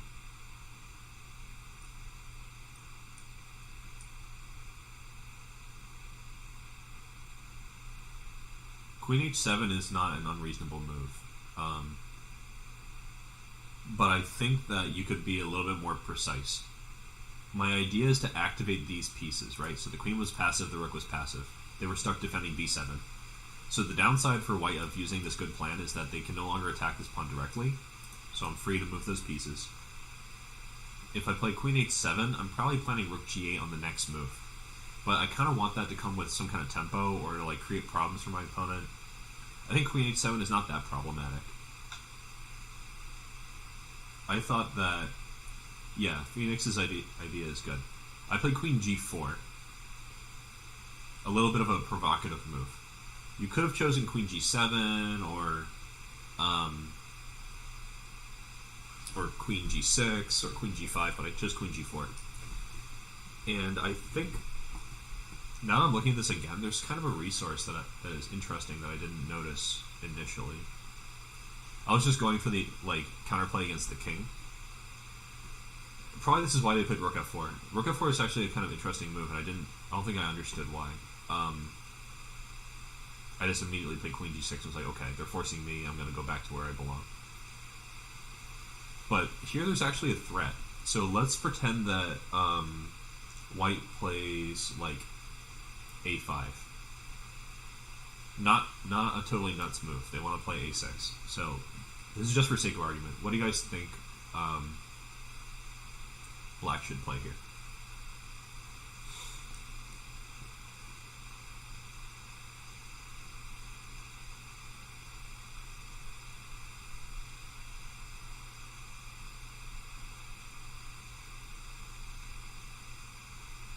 I think there's a tactical moment here that I kind of missed.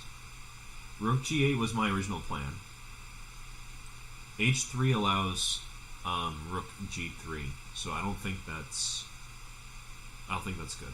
Or maybe even pawn g3, because the bishop on d6 is guarding g3 as well. Oh no, sorry. If you play g3, then there's queen takes f3. So I think after h3, it's rook to g3, and I'm not sure that's okay. Maybe actually, it might be worth considering. But here, I think there's something even stronger. Now, I didn't analyze this ahead of time, so forgive me if this is just, like, completely erroneous. But I noticed that this rook was hanging, and that the king's on a dark square. So this comes to my mind first. And if they take it, I take. And I don't think they can, like, tactically save this. Maybe... Yeah, this should be fine, because, like, let's say they play, like, queen f... No, not queen f2. Let's say they play, like, Alright, so the rook's gonna go down with check, so it's a totally moot point. Yeah, I think this is just, like, good for black. And if they play an in-between move, like h3, then I think... What did I see here? Then queen g7. The idea is that if they take, I'm still gonna play queen d4, just through a different move order. So h3 is not a big deal. And if they play rook f4, I'm going to just play this and take the rook and say thank you. So bishop d4 was a nice idea that I actually didn't plan on. I just played queen g4 for the purpose of rook g8. So that was a little silly. But let's actually look at Unamaster's idea. He said h3 here. And obviously they can't play rook h3 because we'll take it. That'd be cool. I didn't like the idea that white could play rook g3. It just seemed like counterplay. Like, where do I put my queen here, right? I don't want to play queen h4 because they'll play rook h3. I don't want to play queen e4 because then I'll trade queens and then lose the h3 pawn. And then they're probably going to win on the queen side with like pawn takes and then rook b1 and then rook b7. Yeah, so I don't think h3 is quite working out, but it's an interesting idea. It almost looks good. The reason I think it's worth considering is that in this position, if they could not play rook, or even if they could play rook g3, if we had some kind of like useful move here, like let's pretend their queen's on like b2 or something, and we play and we play queen e4, right? If they take the pawn on h3, take, they have doubled pawns on the outside that are weak, so I can just swing over here and start attacking them. That's the kind of counterplay I'm looking for. Or even rook g8 with check. So that's why I think it's nice. It's just the problem is we have no good square for the queen to commence with this idea. So rook f4 happened because they didn't want to lose, I guess. Maybe if I was a little more astute, I might have played like queen g7 to try to keep the idea of bishop d4 alive. But, you know, this worked fine. We played a5. I played rook ag8, even though the computer thinks it's a hideous blunder. Just to try to get some counterplay going here. Probably, this is an unacceptable mistake for my level of play, though. Because I think practically it makes so much sense to take this pawn. Even though they can, like, get the position that they want, it's still not easy to play this. And this is where I think I leveled the position a little bit incorrectly. I think I overestimated how easy this is for white to play. Because the rooks are not coordinating that well. And like if they play c6 and c7, they still can't play c8 because their bishop's on the wrong color. So I probably should have taken this and switched to defense, which is a really hard decision to make if you're playing like attacking, counter-attacking type chess. To just sit and like be passive is really hard. So I think that's a skill that attacking players need to cultivate a bit more. At least more than other players. So I played this blunder that creates some chances for me. They played a6, and I had to find a way to stay in the game here. That this is really one of the moments that I thought was super important for us to analyze on stream. So I'm curious about what you guys think you should play. It's black to play. a6 is breaking through. Looks bad. How do we deal? Another downside of rook ag8 is that it doesn't protect a7 anymore, so it's kind of an issue.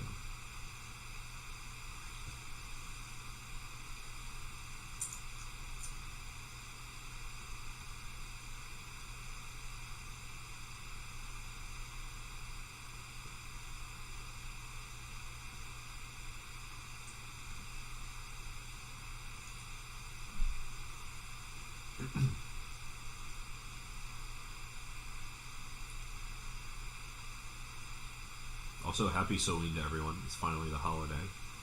And if you're in the US, probably you're either turning up or getting candy today.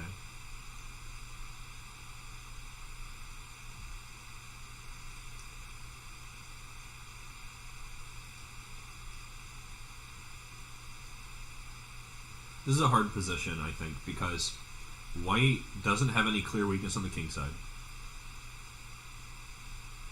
Yeah, turning up and getting candy. Definitely you can do both. I'm not saying anyone should turn down candy for the sake of just turning up.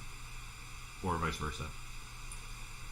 So, anyway, after a6 they want to take here and then take on a7. And we can't guard both of those things, so we have to really just cope with it. h3, g3, bishop h4. I think it's desperate because... Yeah, let's look for comparison. So let's say you play h3. The first thing I'm asking myself is, do I even have to play g3? But I don't think there's any problem with doing it, so let's just go ahead. Now, after bishop h4, you want to take on g3, right? But I'm guarding g3 with the bishop, so what I would probably play here is like rook f1.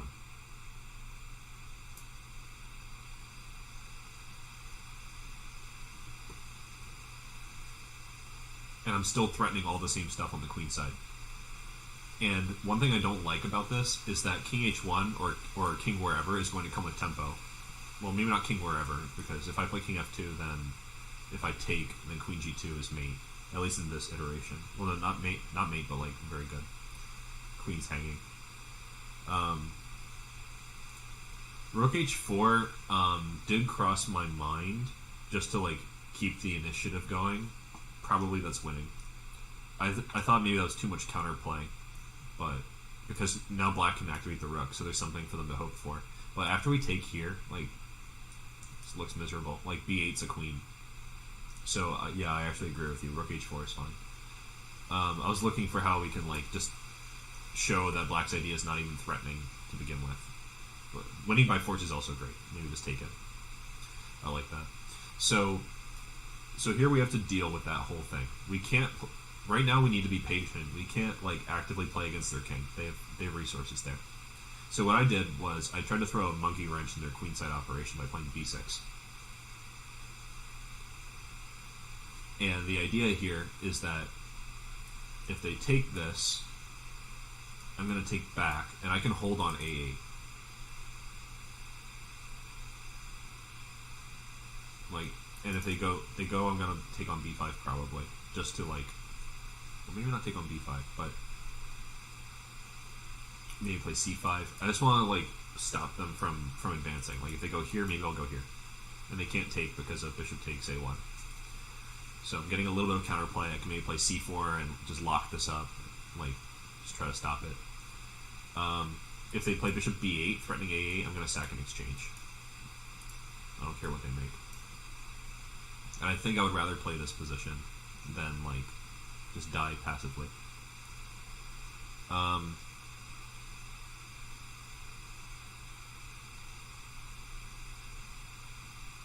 Another idea that I had was to play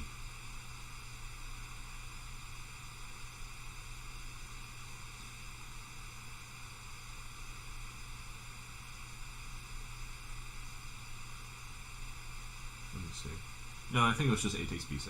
I thought I had another idea, but that's not it. So anyway, so b6. Yeah, why not queen c6? Yeah, that's the whole reason black's going for counterplay. We want to checkmate on g2. Yeah, so we're going for that. So they took on c6 with the pawn, and now I played h3. Notably, they can't play rook g3. So all my like weird back and forth queen moves over here resulted in a position where I can play h3. And I was saying before, like, I don't want to play h3 because they can block on g3, blah, blah, blah. But, you know, I kind of wanted to hold that off to the last moment. In the other position where I could play h3 and let them play g3, I didn't have my pieces that active yet. So here, I think I have some more options. Now I can play bishop g5, pressuring e3. They have to go here. Just creating some threats. And here, there's a funny thing about positions like this. So sometimes when your opponent is much better and they know they're much better, they'll blunder. So just hanging in there is good enough. And this is one such position. Here, what would you guys play for white?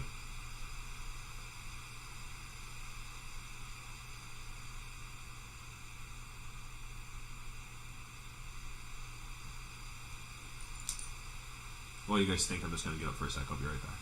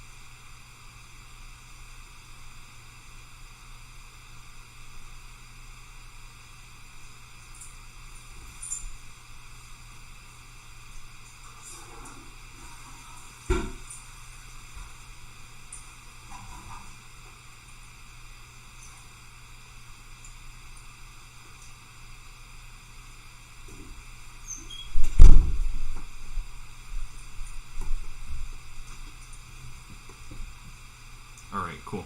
So rook AF1 is definitely the best move. Phoenix has it.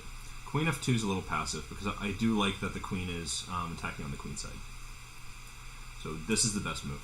And this also is maybe building an attack with rook takes F5. Could happen. It's just an idea. And there's no downside for white. So when you're winning, it's good not to rush into these things. I often ask myself a question like, how could I possibly mess up this position? In a serious tone, not like, this position's so good, how could I ever mess this up? It's more like, what move would I have to play to lose this game?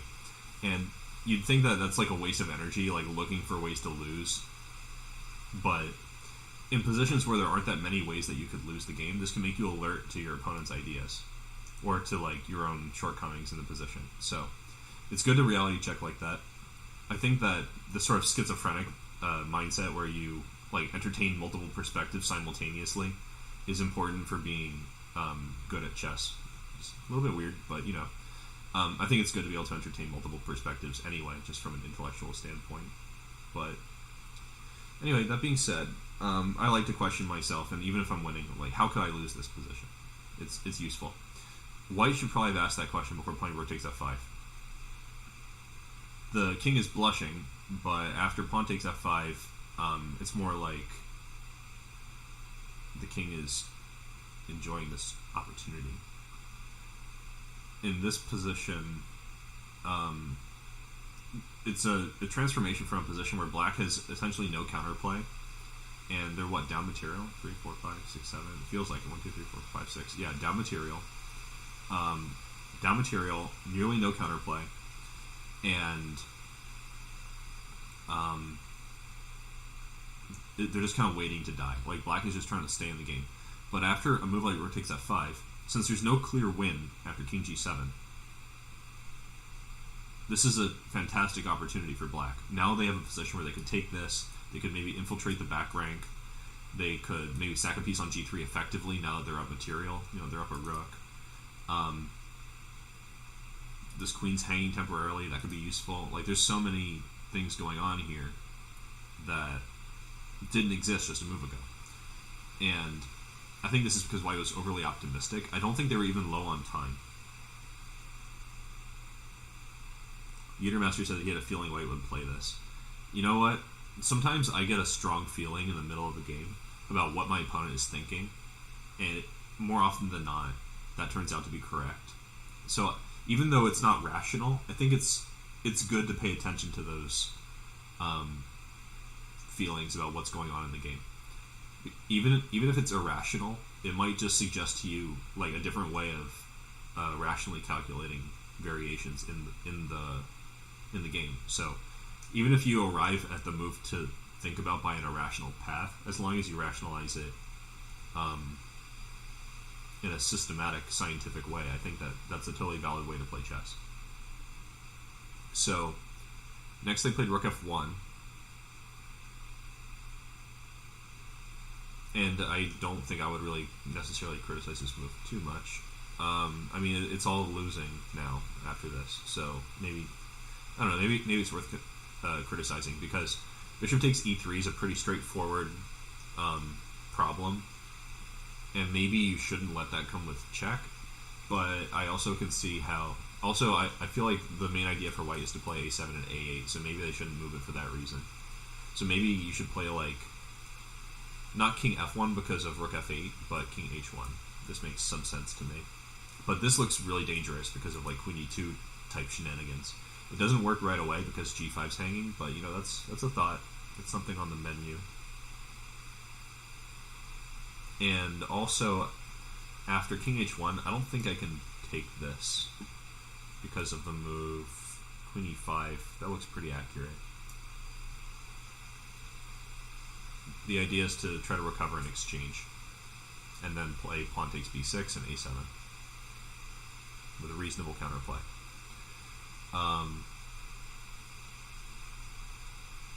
Or maybe here I could play bishop e5. That might be even stronger. Let me see. Sorry, I want to investigate these weird little options too. It's probably pretty similar. Let me see, queen f6, is that something?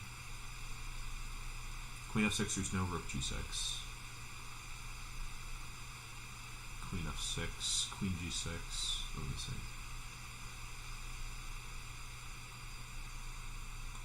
Probably it's not really worth analyzing that much, but this is definitely better than rook f1, which allows bishop e3 with check, and then queen takes f5, and then bishop takes d4.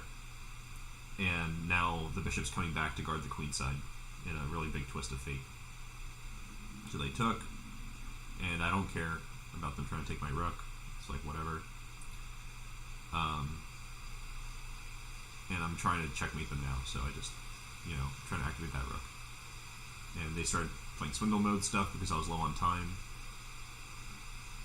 But two can play that game. So, anyway, this was that. And I think the main takeaway from this one was how we rearranged the pieces once we reached this bad position right here. So I already made a bunch of dubious decisions to reach here, and how we rearrange the pieces to only lose our weaknesses for the right price. I think this is a big takeaway from this one. Let's see.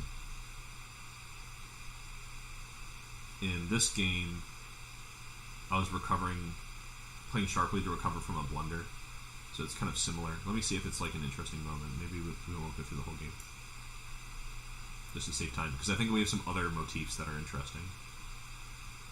They played this really weird opening line. It's up a pawn. Oh yeah, this is just interesting, so I'll quickly show it. So I played really well to reach this point. And then I played this doozy of a move, f5. So what do you guys think white should play? This is easy.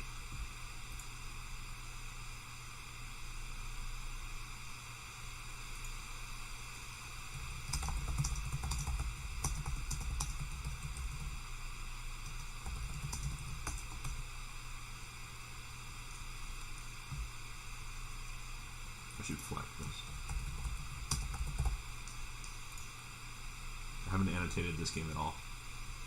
Queen b3, exactly. So here I'm just like losing a piece.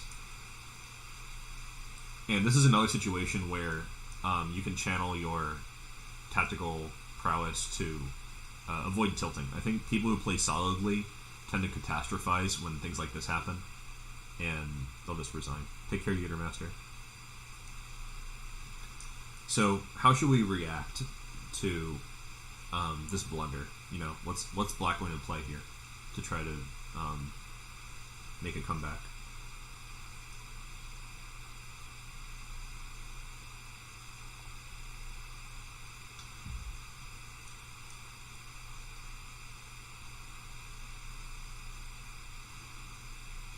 I was playing black in this game, if that wasn't clear. Alright, good luck, Phoenix. Enjoy your match. Here I played d5. And the idea here is that after queen takes d3, I have a massive pawn center. And I was able to just play extremely actively here to make a comeback. So, if you guys want to guess the moves, here's another opportunity for that. After queen takes d4, how should black improve their position? They're going for counterplay here. And this is another situation where the optimistic thinking is good. You have to focus on what's good about your position and preserve those things and try to bring more good things into your position, even if you know that you're worse. Something to hope for. Here, I acknowledge that my center is really good, and before they can destroy it, which is sort of inevitable if they're playing well, I want to just finish my development and go on the attack. So I played bishop a6, attacking the rook, and I don't think they can reasonably sacrifice it. The reason I don't think they can reasonably sacrifice the rook is that the way I would do that is by allowing a capture and then bringing this knight to e3 to blockade the center. But white is just so behind in development, I don't see them being able to maintain this blockade, especially because I can play c5 and d4 at some point.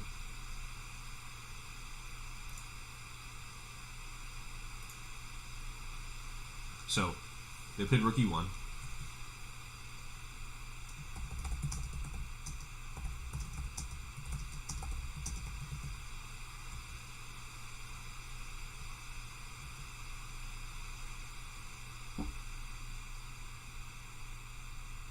So here I play bishop h4, harassing the rook some more.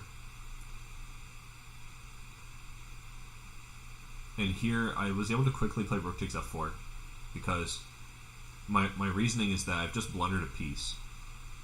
All the things in my position are pretty good right now. Like, all my pieces are kind of active and doing something useful. My only issue is that I can't bring my queen and my rook into play. So I want to play rook f4 because that clears the way for queen g5. And the only issue is that they could play g3 and I might be losing a piece. But there's so many other good things about this position for me, even if I lose a piece. Because they have 3 pieces that are not doing anything. And one could argue that this knight...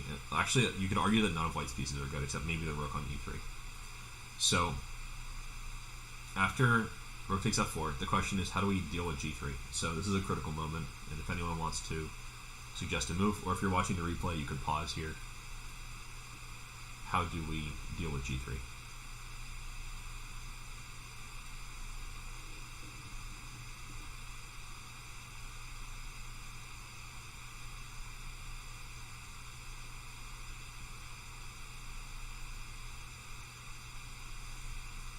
We should just play queen g5 anyway, just playing as actively as possible. So they played knight c3, and the reason they're not playing, for example, king h2 is that rook f2 is really strong. We're going to take on g3. And if they play king g2, they are not actually threatening to take either of those pieces. So I might just keep improving with like rook a f8. I don't think there's an improving move for white that deals with the threat of rook f2. So they're just busted. So after knight c3, I took. They sacrificed because they wanted to stay in the game somehow, but after all this, it's just game over. So that was kind of cool. A little bit of a short game.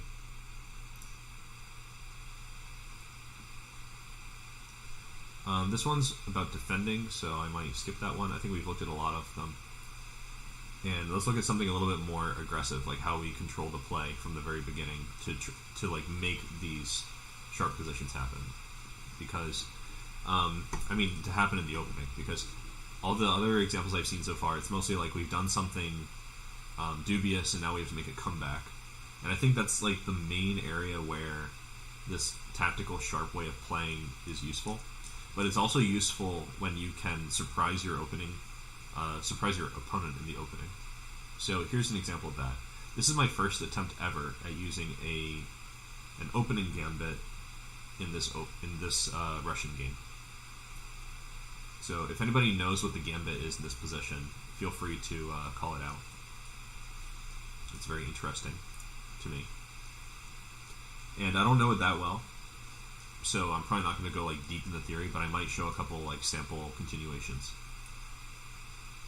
This is called the Cochrane Gambit, and I first became aware of this gambit at a tournament. Where was I? Jeez, it's been a couple years now, but I remember I was at this tournament. I think it was in Charlotte, and a bunch of people were all like gathered around a board, and they were just talking about this gambit, and they were saying like this is a garbage gambit. No, it's good. What are you going to play here? How do you even defend this? And I guess they were debating the validity of this opening, which has been played by Carlsen and Ivanchuk and Topolov and Short. I'm just looking at the Light Chess Opening Explorer. These are the first 4 names that show up in this position as white. And they're played against the likes of Yu Yangyi, Li Chao, Kramnik, and Shirov. So they're all like world caliber players. So that kind of gives this gambit some credence. I guess if you prepare very well, this is a nice surprise weapon. I've never played it before because I'm always happy to enter these main lines, where they play d6, I play knight f3, like a good boy, and after knight e4, I play knight c3. I like these, and there's a lot of theory developing lately on that, so your opponent isn't necessarily going to be like blowing you out of the water in that line. But you know, if you're an attacky kind of person, you might not want to just sit there and like wait for both sides to castle and then maneuver. You might want to just give it to them right now. So the funny thing about this gambit is that you commence with either d4 or knight c3 here. I think d4 is the main move. And after d4, I think black's chances are pretty good after c5. So I was more interested in this move knight c3, and I believe this is the line that was played by more top players. I could be wrong though, because I don't know this super well, but I'm looking at the opening reference right now, and it says Ivanchuk chose this line in particular against Li Chao. Topalov also chose this against Kramnik, Morozevich against Sergeyev, but that one's a little bit, has more of a rating difference, that third one. So anyway, so after knight c3, my opponent played c5, directed against the move d4. If they play something lackadaisical like bishop e6, trying to stop bishop c4, then after d4, let's pretend they play like something safe, like king g8, then I think white is doing well after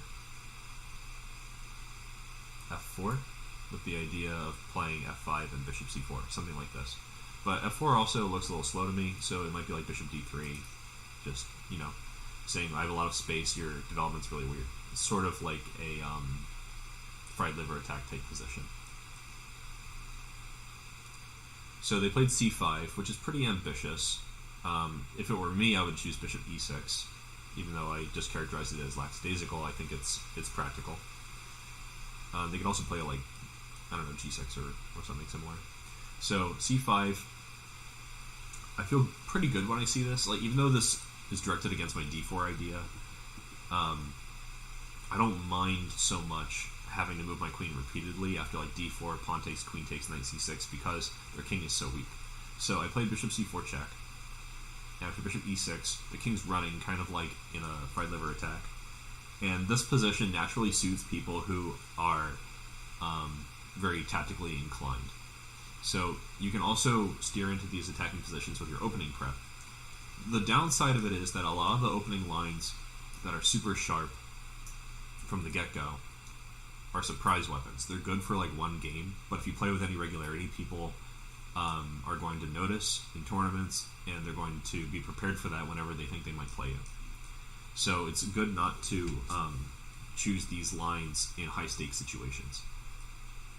Or if you do, you should do it like completely out of the blue. So here I played d4, and they took on d4, which is sort of like taking up the gauntlet. I think they could probably play a little bit more passively with king f7, and I think this would be pretty effective. Like, I know this is giving a pawn, but I just also don't care. Like, as black, I think finishing your development is really important here. But for players who are not like accustomed to the attacking mindset, who play very solidly, the notion of sacrificing the pawn to finish the development is sometimes difficult to execute. So this could be useful against certain kinds of opponents, depending on their psychology. Now, my opponent played knight c6, and I played queen c4. And king e7 I think was bad. I think they should play king d7. They were probably worried about some kind of like rook d1 and e5 stuff. I don't know. But like here I play bishop f4, right? And if they play knight e5, I'll take and play rook d8 with a winning position. But what I was thinking is that they should like just keep running, like try to bring their king over here. This seemed good to me. Like they go here, and then maybe like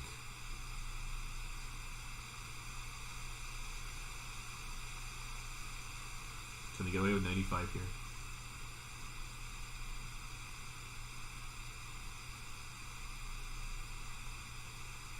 Probably not. I guess it's a hard position to play. I just want to check something. Like if I just go here and make castle, and then they play like queen c7. Is this kosher?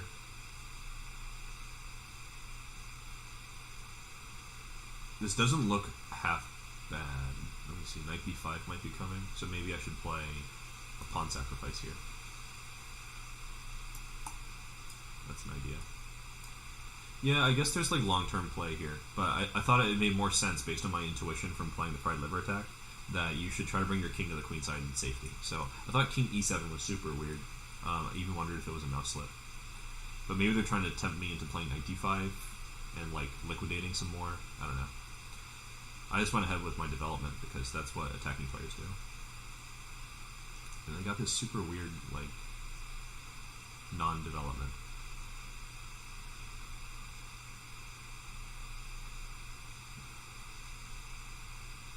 Okay, so anyway, the main thing was the opening prep, like how we can take them into muddy waters with an appropriate choice of surprise line. After Queen A3, I'm pretty confident that I'm just like completely winning. So just for completeness' sake, I played E5 to open the position. They played Knight G4 to try to say no thank you, but I insisted. And then after Knight D5, tactics ruled the day.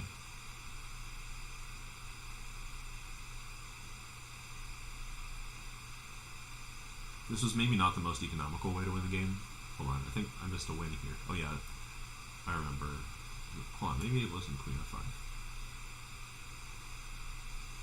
Yeah, I played H3, and then here I missed Queen F5 maybe.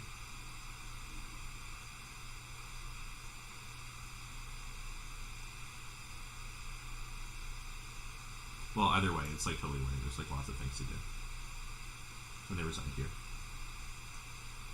So that was an example where you use the opening lines. This one is where even in a normal position you can set traps for your opponent. I think this is another way to try to utilize your tactical prowess and steer things into your kind of waters. So I'm playing the sharp line, the Italian. I think the Italian has a reputation for being boring because people like learn to play in scholastics and they don't fully appreciate its power. I think this is a perfectly acceptable way to play with white for an advantage. The Spanish is maybe more ambitious, but this has its own practical advantages too. So I played Bishop B3 to avoid Knight A5. I could do it a move later, I don't really care. Finishing my development here. Bishop E6 is a kind of like uncommon line, so I'm not super sure if I remembered my preparation well here. But yeah, here I played Queen B3 with the idea of sharpening things up. I want to play Queen B7 and just go nuts. So they played Bishop B6. After Knight C4, I'm setting a trap. This is the first trap. There's actually multiple traps, so if you want to pause the video here, you can see what's going on. So the idea here is that black wants to play something like D5. They probably should have played D5 on this move, in my opinion, because I think here, if I take, they take back with the knight, and they're in really good shape. So you can see this is a desirable kind of position. Now here, it looks like D5 is coming with tempo.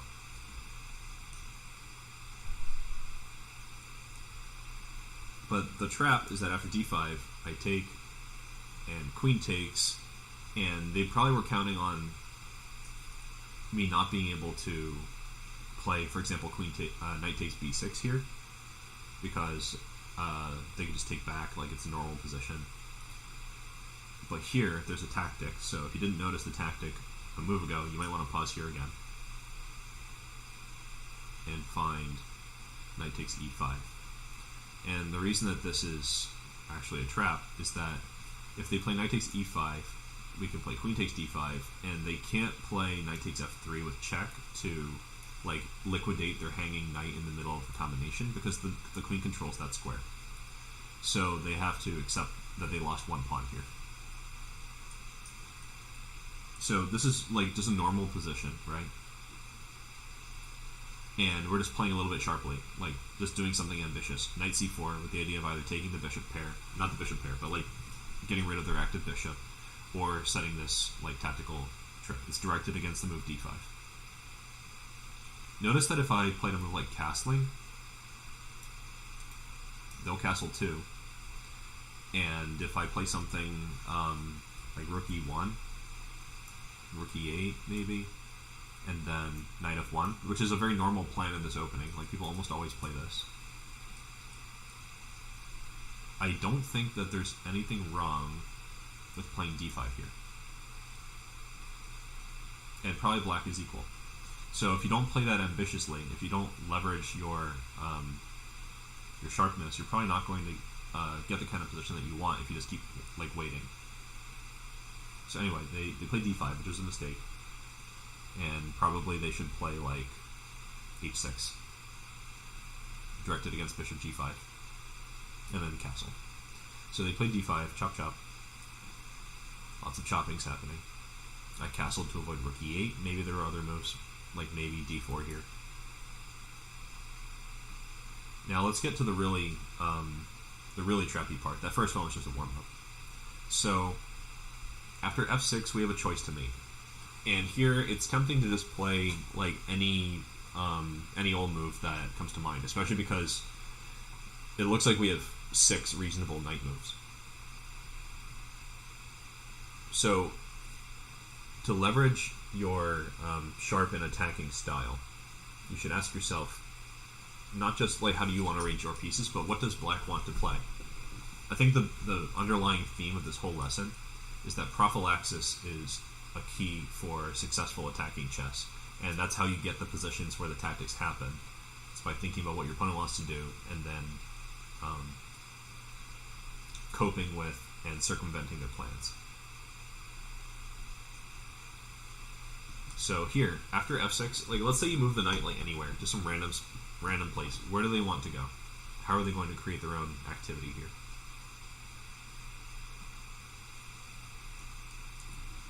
My idea is that after the knight moves somewhere, right? I don't know where. Maybe like knight d7.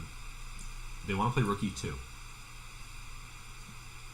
And this is active chess, right? They want to play like rook e8, the other rook. And then if you play something like bishop e3, they want to just take it, you know? So they're preventing you from naturally finishing your development. That's like what we want to do normally. They're pressuring b2. We can't move this bishop easily. They might have compensation for the pawn that they lost. So we need to decide, should we try to like avoid that, or should we try to cope with it? If so, how? And here I came up with an idea that allowed me to win the game in 3 moves. I played knight c4, and I'm just giving this move because there's like several moves that I think have a similar idea. They played rook e2, sure enough. Probably they should not have done that. Probably they should play a move like c6, which is itself kind of like an aggressive tactic kind of move, because you're asking white, like, are you going to take this bishop and let me get pressure on your a-pawn forever, or are you going to do something else? So they went ahead with rook e2, very ambitious, but this is sort of what I consider like a gung-ho, I'm going to attack you, I don't care what you do kind of move. I would be very cautious to play this move, because black needs 1 move to finish their development, and the rook is kind of all by itself on e2. It doesn't have a lot of support. It's not creating a threat right now. So instead of trying to prevent rook e2, I decided that I would play the move bishop e3. Actually, it's important to choose knight c4. Maybe I shouldn't have glossed over this detail. It's important that you protect b2 for this to work. But the real trappy moment is after rook a e8. What's going to happen here? So this one you might want to pause if you're watching the replay and find a tactical move for white. After my move, they resigned.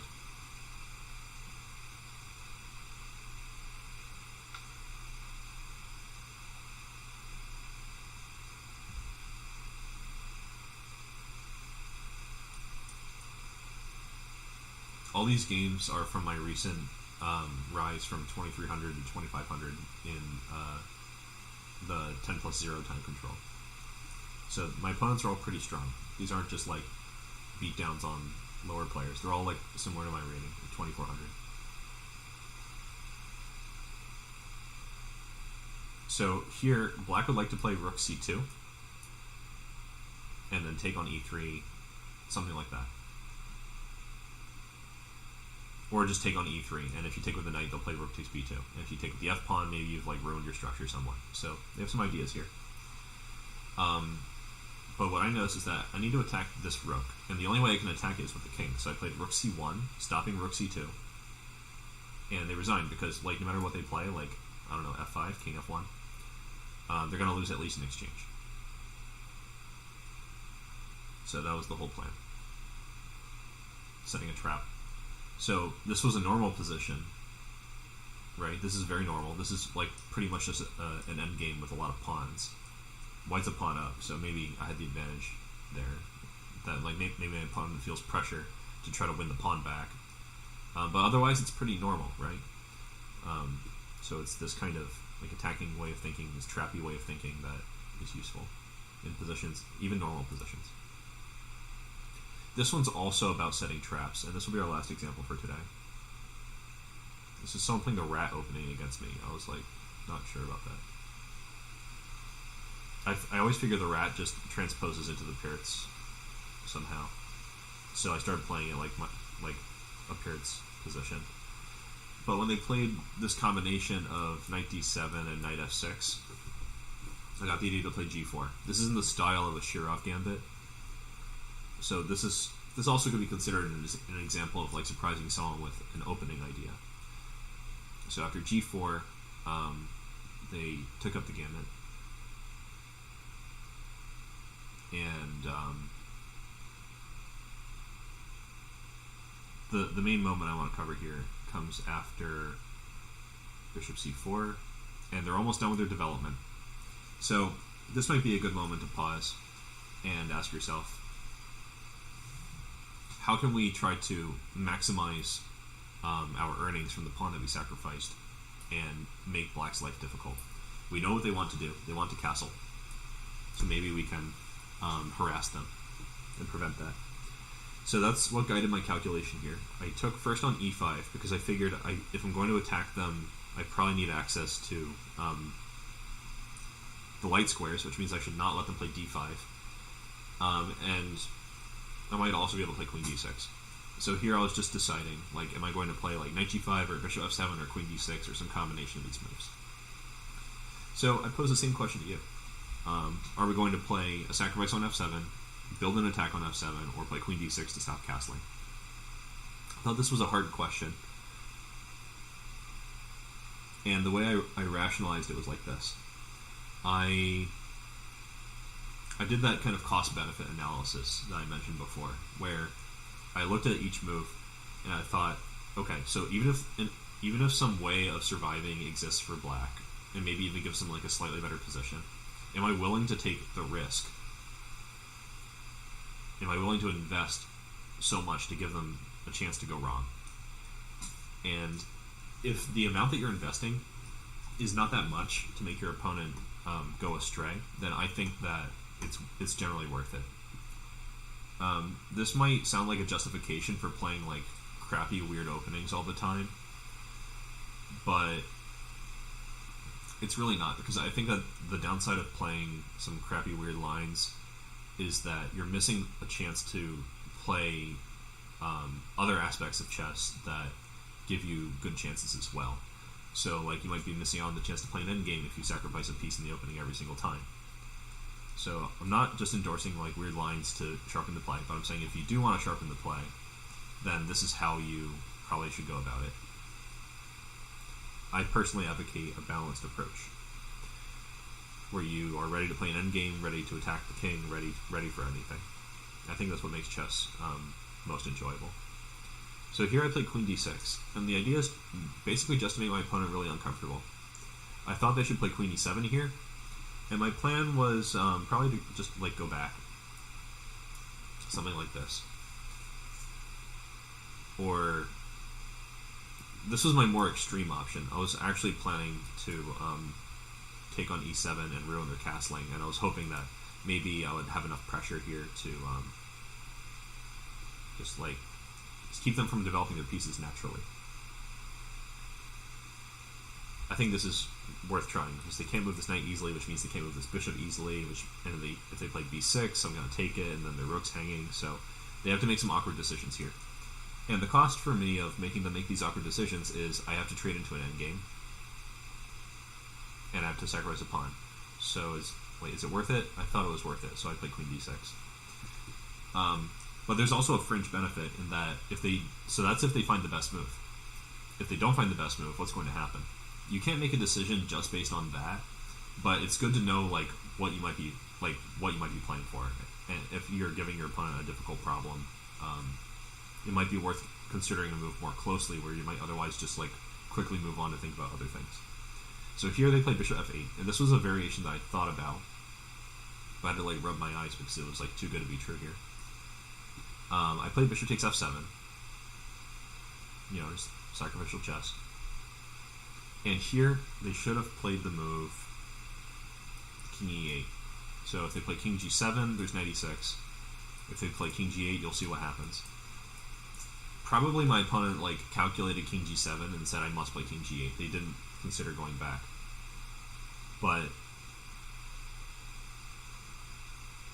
after the move king e8, black is actually fine. It's probably going to result in like a draw or something. Like,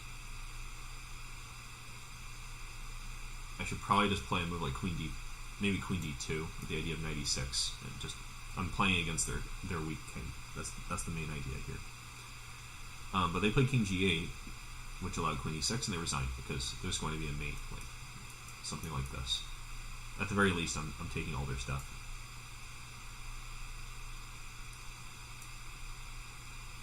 I think I remember I found a mate here. What was it? I mean, I could just take their queen, but I think I also saw a checkmate. Anyway, if you guys want to work that out yourselves, you definitely can. Maybe with g5. Something like that. There could be a checkmate here, I believe. Anyway, so this was all kind of interesting. Some examples of sharp play. How you can try to enliven the position to take advantage of your tactical prowess. And if you like that, I hope that you will check out my other content and enjoy that as well. And so, until next time, I hope you enjoy my other recordings.